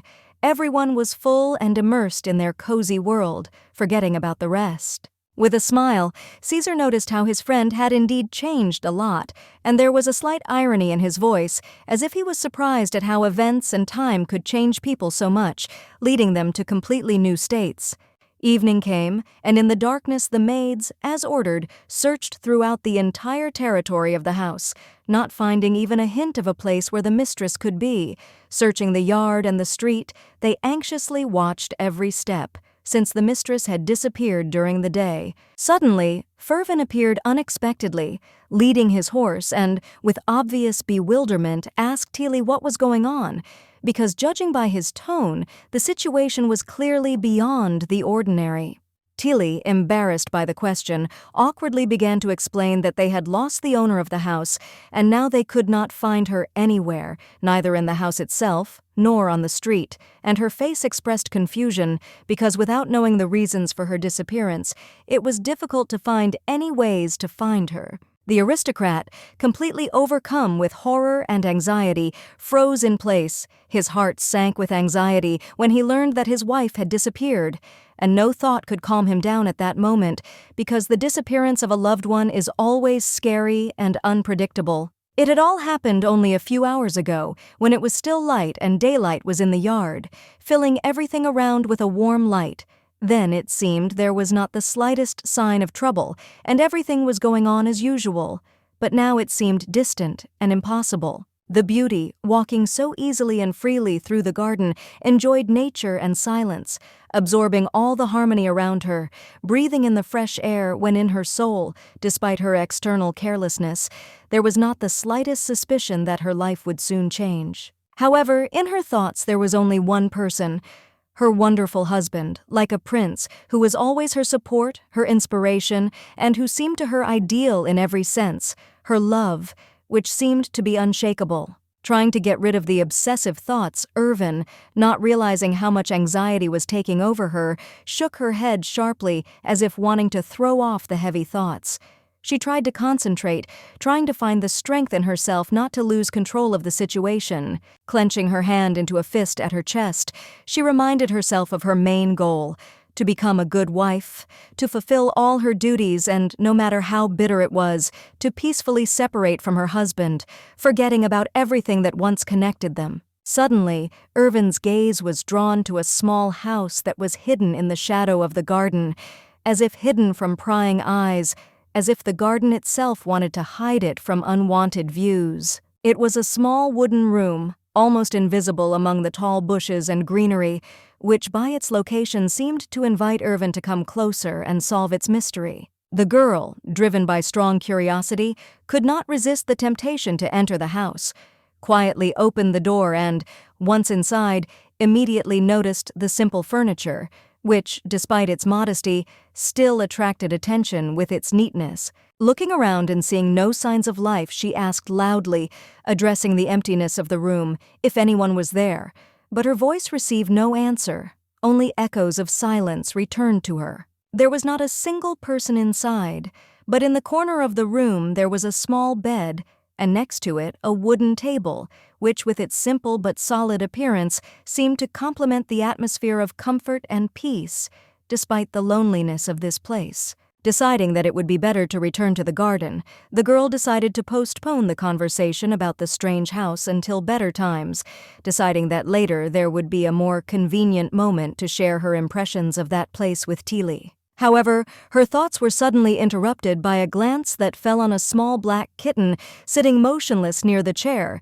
Its fluffy fur and quiet presence caught the girl's attention. Approaching the animal, the lady leaned towards it with a soft expression on her face, showing genuine sympathy, and carefully asking if the poor thing had lost its mother, feeling the helplessness of the little creature. The kitten looked amazingly cute. His big green eyes looked a little wary, and despite his sad expression, he remained incredibly charming. Smiling widely, Irvin made the decision to stay with the animal and calmly said that she would wait here next to him until his mother returned, confident that she had made the right choice. Soon evening came and the sky gradually turned a warm orange hue, giving everything around a magical, peaceful light, as if the world itself was waiting in anticipation of something special. Tilly, searching hard for her mistress in the garden, shouted loudly that she had brought a new letter from the master, her voice echoing throughout the quiet space, attracting the attention of everyone around. Suddenly, her gaze fell on the barn, from which two black cats ran out. One was larger, the other smaller, and both looked at her warily, as if realizing that they could become part of some important event. The woman, noticing the cats, began to swear loudly, shouting at them, accusing them of having again gotten into the house without any reason, not understanding how they had found a way to get in there again. The maid, hearing the noise, opened the door with a frowning expression on her face, deciding to check if these animals had caused any disorder inside, and her steps were cautious and her gaze wary. However, to her surprise, inside she found the sleeping mistress, who had fallen asleep carefree right on the floor, her whole body relaxed and her expression peaceful, as if she had simply rested, not noticing that she was on the cold floor. Tilly, noticing her mistress, immediately rushed towards her, loudly exclaiming in panic. Worried about her condition, the female voice was full of anxiety and concern, as if she felt that something was wrong. The woman's hand froze in the air. Her fingers did not have time to touch the object, as she, feeling that the moment had come, thought, and something insidious flashed in her eyes, forcing her to stop for a moment. The woman herself, after thinking for a second, suddenly came to the conclusion with a sly smile that her plan to bring the young gentleman closer was indeed a good one. She knew that this step could not only dispel the tension, but also create opportunities for the future. The Duke, watching his nanny's sinister smile, felt a chill of fear run down his spine. His eyes anxiously followed her every movement, not understanding what exactly she was planning. As if nothing had happened, the maid calmly told the Duke that the lady probably wanted to spend the night with him in a more intimate setting. Not wanting the servants to witness this, her voice sounded confident, as if it was completely natural. The man, stunned and amazed, froze in place, unable to understand what exactly was happening and what an amazing feeling had taken hold of him, causing him to stand in a complete stupor. Ferven wasted no time in hurrying into the barn, quickly opening the door, and his gaze immediately turned inside, where he saw something that made his heart clench in surprise. There, in a dark corner, Irvin was sleeping on the cold floor, and despite the late night, her peaceful sleep was not disturbed by anything, and her very condition caused him anxiety and tenderness at the same time. Concerned, not understanding the reasons why his beloved had fallen asleep not on the bed, but right on the floor, the man sat down next to her, his gaze full of care and anxiety, because he could not understand what led to such a strange state in which she found herself. The lady, lying in her restless sleep, looked truly charming. Her small mouth was slightly open, and her long eyelashes, like invisible swings, gently touched her skin, which gave her face an expression of serenity and innocence. While no one could see him, the man could not contain his desire, and, unable to contain his emotions, he loudly said his wife's name, feeling how this simple word spoken out loud made his heart beat faster, as if bringing him back to reality. His hand shook as he thought Irvin was starting to wake up. Her movements, though barely noticeable, made his heart beat faster, and he froze, trying not to disturb this quiet moment. The lady, lightly rubbing her eyes, slowly woke up from her sleep and soon opened her eyes, realizing that she had woken up in a completely unfamiliar place. Her thoughts were vague, and her body was still drawn to rest. The beauty, coming to her senses and assessing her strange position, was surprised that she had fallen asleep in such a place, on the floor, exposing herself to the cold air, unable to understand how it had happened. When she finally noticed her husband opposite her, the girl shuddered in surprise and, not immediately realizing what was happening, recoiled in surprise, her face turning red with embarrassment.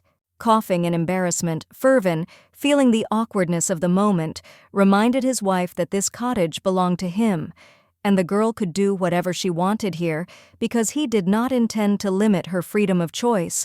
Ferven, without wasting any time, extended his hand to his wife, gently saying that they should go home.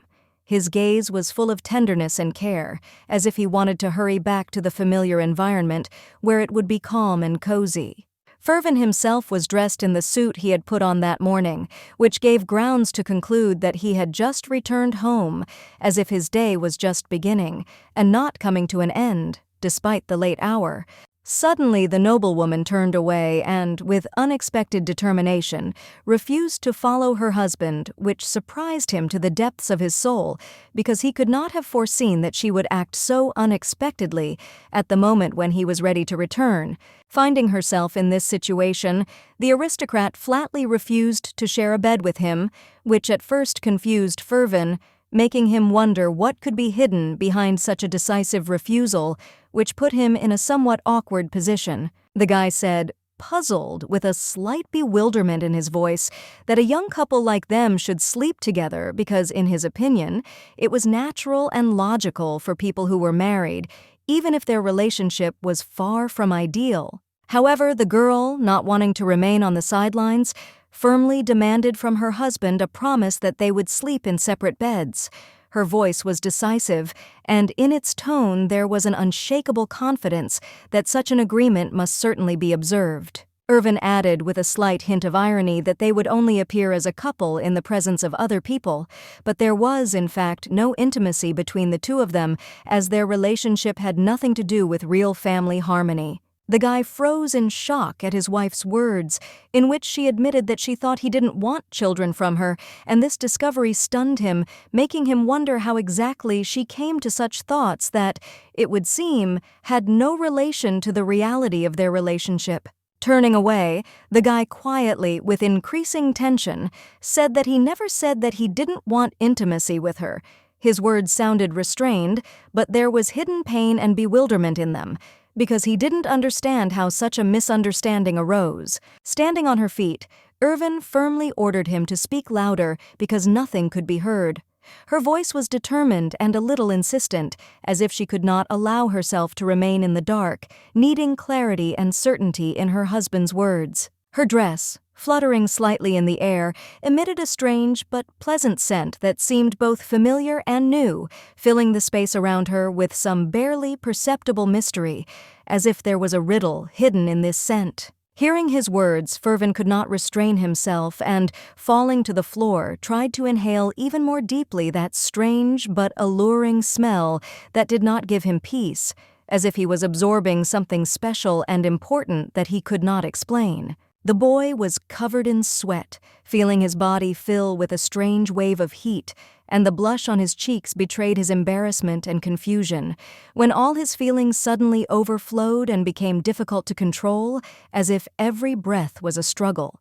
Suddenly, unable to contain his emotions any longer, the man hugged his wife tightly, pressing her to him with such force that it seemed as if he wanted to merge with her into one whole, unable to tear himself away from her presence, absorbed only in her image.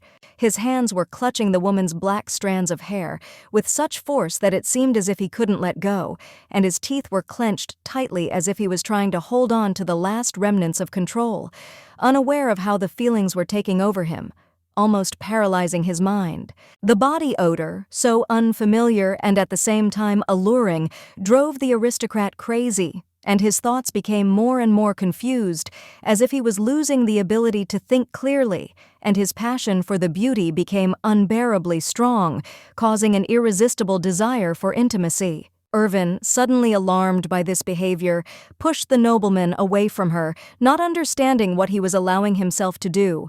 Her eyes filled with rage and bewilderment, because she could not understand how he could so easily violate the boundaries of their relationship. The nobleman was breathing heavily, sweaty and with a flush on his cheeks.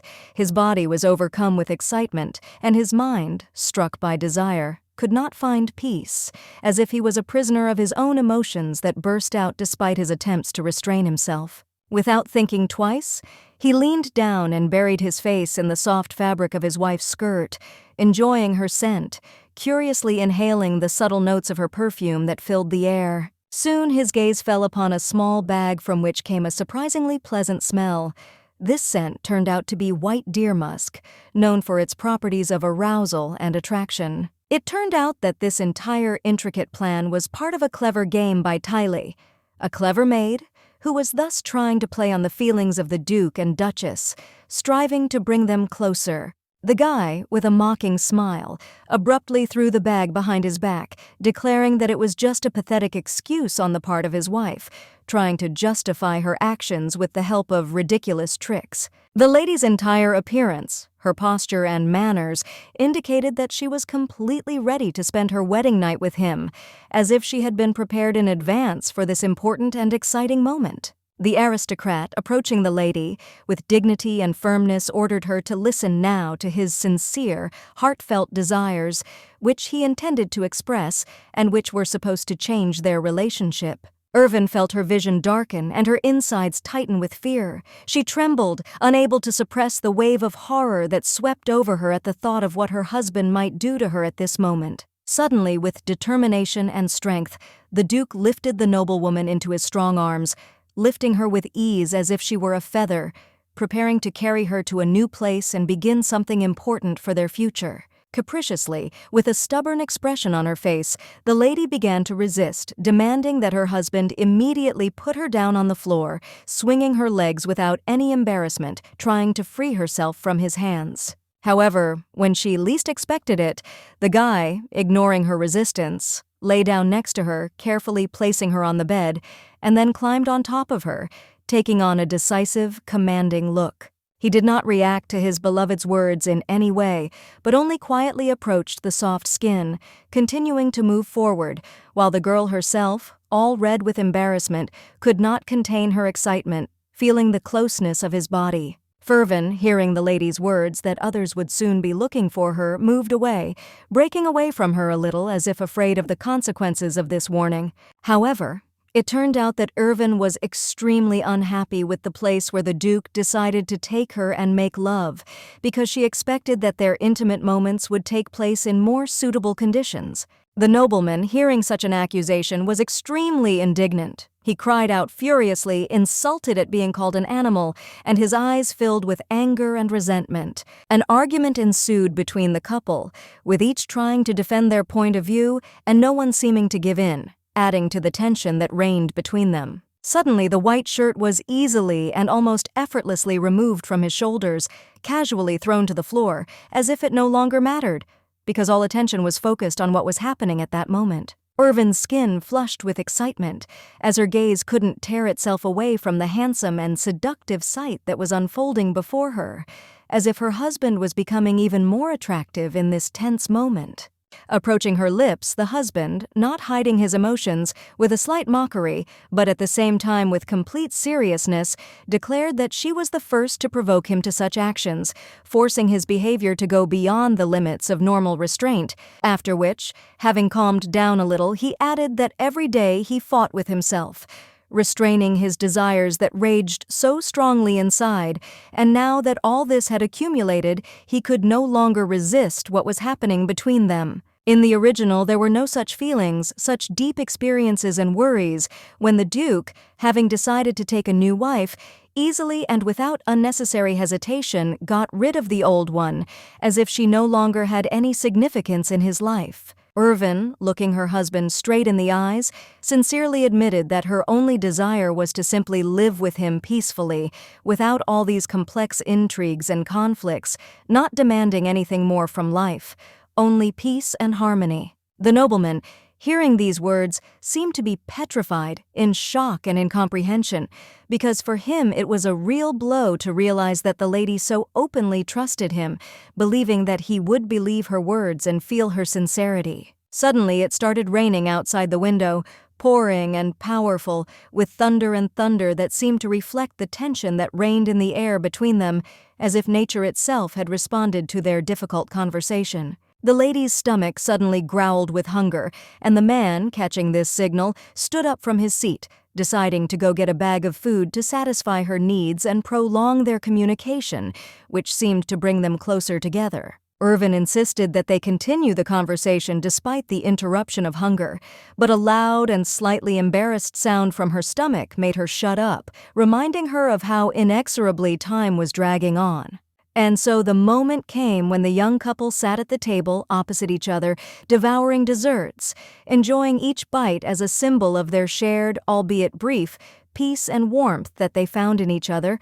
The guy was pleased that he had managed to find something suitable for her in this strange and seemingly completely unremarkable barn, food that could at least slightly satisfy her hunger and allow them to continue their quiet but important pastime. The red liquid, as if filled with life force, slowly poured into the glass, its bright color sparkling in the dim light, filling the atmosphere with sensual anticipation. Irvin, without resistance, gratefully accepted the glass of wine.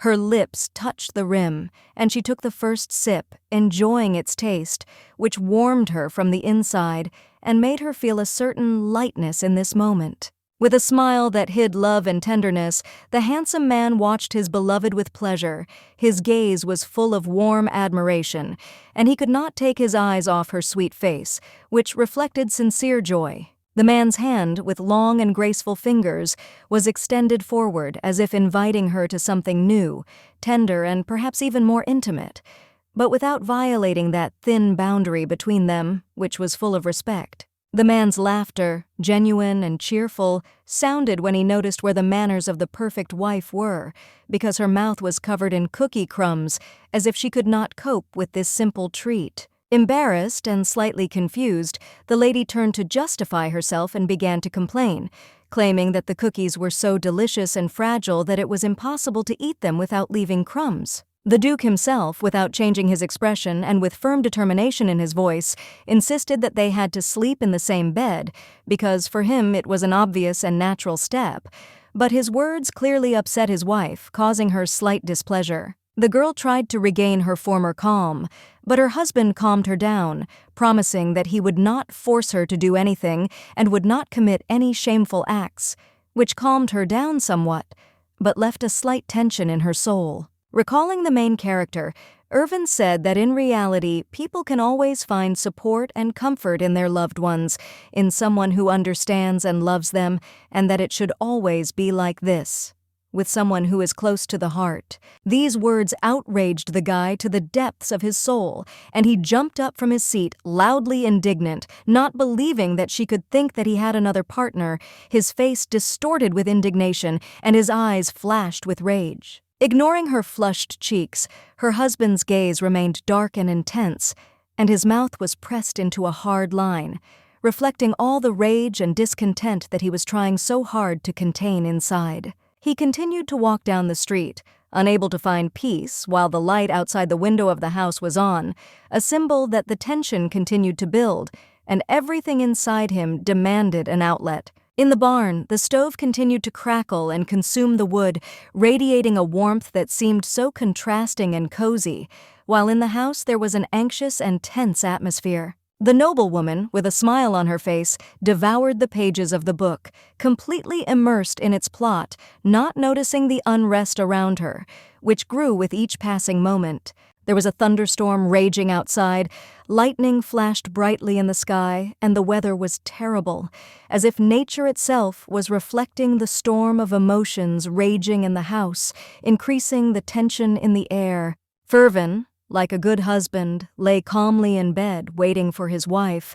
His body was relaxed, but there was still a hidden wariness in his eyes, as if he was expecting something important. Approaching the nobleman timidly, Irvin asked him timidly if he was going to sleep on the bed, her voice quiet, full of uncertainty, as if she herself was not sure what was going to happen at that moment. Having received consent, the girl, without wasting time, turned away, and with determination, but with a slight irritation in her voice, loudly declared that then the beauty herself would sleep on the floor, not wanting to be intrusive and demonstrating her independence.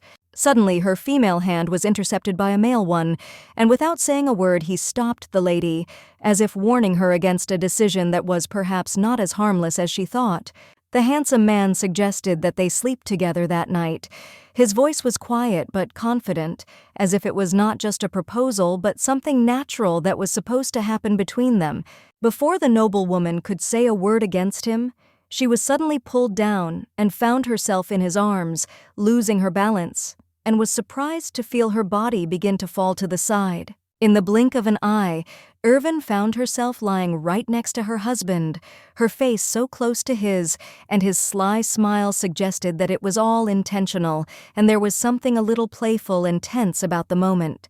His hand, tightly clutching part of her dress, pulled her to the side, as if not wanting to let her go, and his whole posture said that he was ready to act, not giving her the opportunity to escape. After this, Ferven covered his lady with a blanket, softly and carefully, and, speaking to her with a warm and sincere voice, explained that he was worried that she might get cold and wanted to make sure that she would be safe and comfortable next to him. The girl wanted to insist on sleeping on the floor, but as soon as she removed the blanket and felt the cold that penetrated her to the bones, she immediately realized how wrong she was, and her body trembled from the cold. She obediently lay down next to her husband, covering herself with a blanket that seemed to wrap her in a warm cocoon, and at that moment, she felt how his care warmed her not only physically, but also morally. Irvin, despite all the softness and comfort around her, felt very tense. Her thoughts could not calm down, and sleep did not come, as if she was locked in her own experiences and doubts. However, sleep eventually overtook her, and, unable to resist, she closed her eyes, plunging into the dark embrace of Morpheus, leaving everything around her behind. All this time, the Duke lovingly watched his sleeping beauty. His gaze was full of care and tenderness, as if he wanted to remember every detail of this moment, appreciating her peace and trust. He hugged Irvin tenderly, holding her close. His embrace was soft but full of care, as if he wanted to shelter her from all worries and give her a sense of security. He remembered their wedding, that exciting moment when they became one family, and a fear arose in his heart that now, perhaps, the lady would reject his feelings and also his sincere love, and he did not know how to cope with it. The man flinched as the lady suddenly began to move, her body leaning forward, and he felt his heart skip a beat as his thoughts suddenly became confused by her unexpected actions. He opened his mouth shyly, feeling the hot breath that touched his skin, and this touch was so close and intimate that he couldn't help but feel a wave of excitement wash over him. Ferven tried to pull away, but Irvin stubbornly continued to press herself against him, her body seeking warmth and protection, as if not wanting to let him go, despite all her attempts to resist. The Duke had no choice but to embrace his beloved, feeling how her presence brought him peace, and in the end, they simply fell asleep together, covered by the silence of the night and mutual care. The woman's hands tightly squeezed the man's waist, not wanting to let go. Her fingers instinctively reached out to him, feeling in this embrace everything she needed: warmth, safety, and love. As the guy tried to pull away to undress, the lady, feeling the sudden change, began to shake from the cold, and her body seemed to shrink, realizing that the warmth had been lost. Irvin's hand tightened on the fabric of his clothes, wanting to find comfort and warmth in this gesture, as if it was in these simple touches that she could find confidence and peace. Irvin looked seductive despite her vulnerability. Her body was slightly tense and her face showed a slight pain from the cold that was penetrating her despite her attempts not to show it. The Duke's hand gently brushed away the strands of hair that were in the way and falling over his beloved's face, his fingers gliding through her dark locks with such care that it seemed like a moment when time stood still and the world around her disappeared. The lovers' mouths were incredibly close, their lips almost touching each other, and in this silent but intense moment it seemed that one more breath and something more than just intimacy would flare up between them. However, quickly realizing what was happening, the man, blushing with shame, quickly moved away from the lady, realizing that his actions could be perceived as something inappropriate, and he needed to stop before he crossed the line. The man lay on his side, turning away from his wife, trying to hide his inner embarrassment. He didn't want to be the one to break her trust, not wanting to do anything that could be called dirty or unworthy. Unable to resist, Ferven tenderly hugged his wife, wanting to warm her with his warmth and care, feeling how her body gradually relaxed in his arms and how anxiety and tension began to go away. Previously, this woman seemed cold and unapproachable, as if hiding all her emotions behind a protective barrier, as if hiding them behind a fan, not allowing anyone to see her true essence. But now she had changed.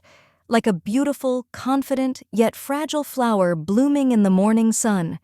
She had become warm, soft, her smile was sincere, and the kindness in her eyes was captivating. Lying in bed with his wife, the man quietly confessed his love to her, his words full of tenderness and sincerity, as if he wanted every confession to be imprinted in her heart forever. The beautiful estate, the fountain, the flowers, all these images seemed to be part of their world, which he created for her, a world filled with harmony and love, where there was no place for pain or regret. Irvin woke up in a soft bed, rubbing her eyes with her hand from sleep. Her body was not yet fully awake, but the light warmth emanating from Ferven helped her to finally wake up and feel the comfort of this new, loving world.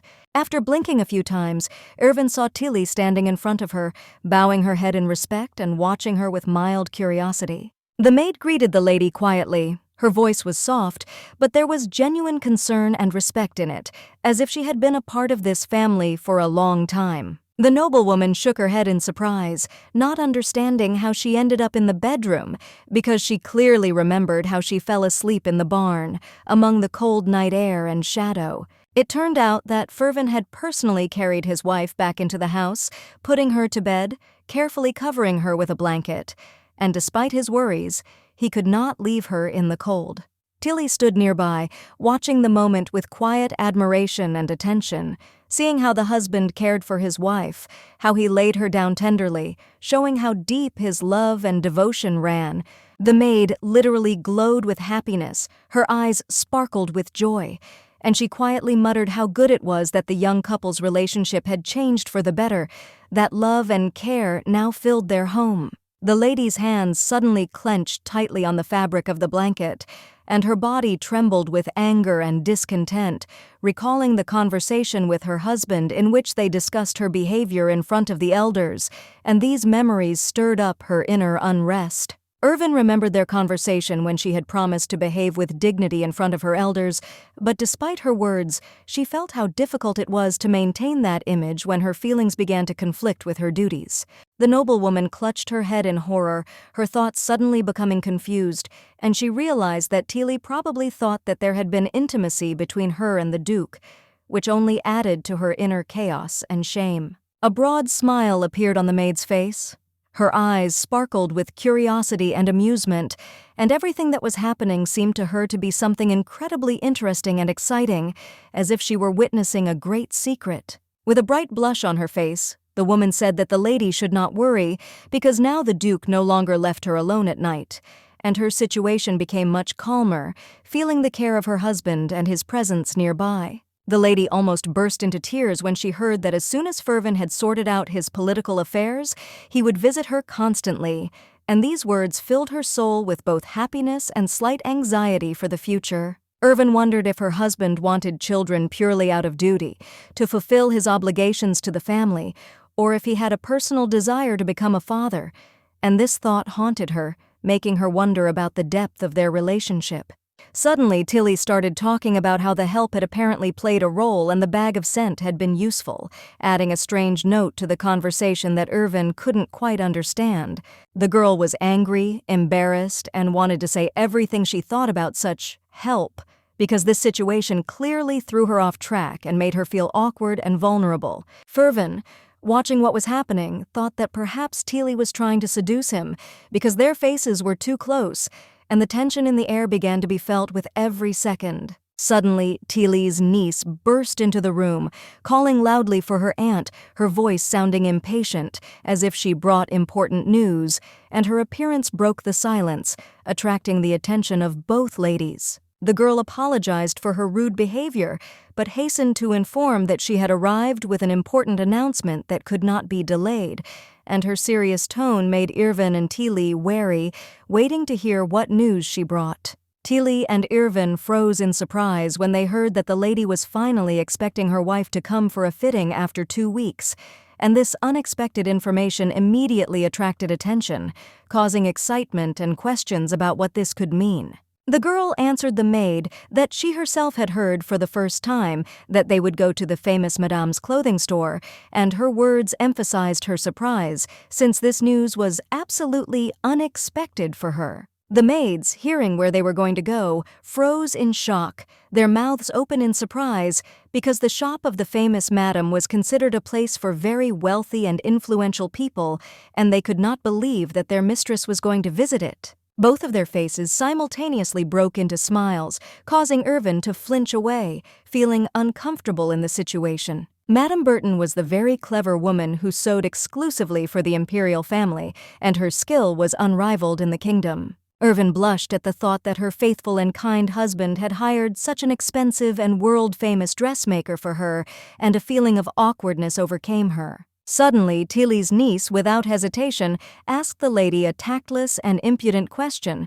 asking what exactly she had done with her husband on their wedding night, which caused the headmaid to be loudly indignant. In response to the unacceptable question, Tilly, shocked by her charge's behavior, hit her on the hand and immediately apologized to Irvin, realizing that her reaction was too harsh and inappropriate. The young maiden explained, embarrassed and cautious, that she was very worried about the traces of blood left on the sheets after their night and did not know how to act correctly in such a situation. Irvin, taken aback by such frankness and the unexpected turn of the conversation, froze in shock, not expecting such a direct and shameless question, which made her feel uneasy and confused. With a straight face, hiding her excitement, Irvin loudly declared that nothing had happened, as she had been fast asleep that night and remembered absolutely nothing about what had happened, trying to hide her confusion. Covering her relative's mouth with her hand, Madame Tilly, with deep sympathy and consolation in her voice, assured Irvin that she did not condemn her and was ready to support her in everything, no matter what happened. Irvin, putting her hand to her chest and biting her lip a little, finally calmed down. Her face became a little softer, and she sighed with relief, feeling how anxiety began to leave her. Tilly, choosing to remain silent, did not reveal to Irvin that she had previously bandaged the master's arm, where there were deep wounds, preferring to keep it a secret. Smiling slyly, the wise woman understood that she should not interfere in the relationship of the young couple, leaving their intrigue unsolved so as not to destroy the fragile trust between them. The Imperial Palace, majestically erected in the center of the city, towered in its beauty and power, like a symbol of power and wealth that could not fail to attract attention. The golden corridors of the palace, illuminated by magnificent chandeliers, were filled with conversations and rumors, in which people whispered about secrets and hidden affairs hidden behind the high walls of this majestic building. The man walked in front, alone, and the other one, in uniform, walked behind, as if they were separated by an invisible boundary separating their roles and responsibilities in this world. The footsteps were muffled, the shoes touching the carpet, hiding every detail beneath them, as if they were not allowing this moment to penetrate too deeply into his consciousness. With a slight smile, Ferven stopped, turned to his interlocutor, and confidently stated that, despite all the worries, nothing bad had happened. Everything was under control.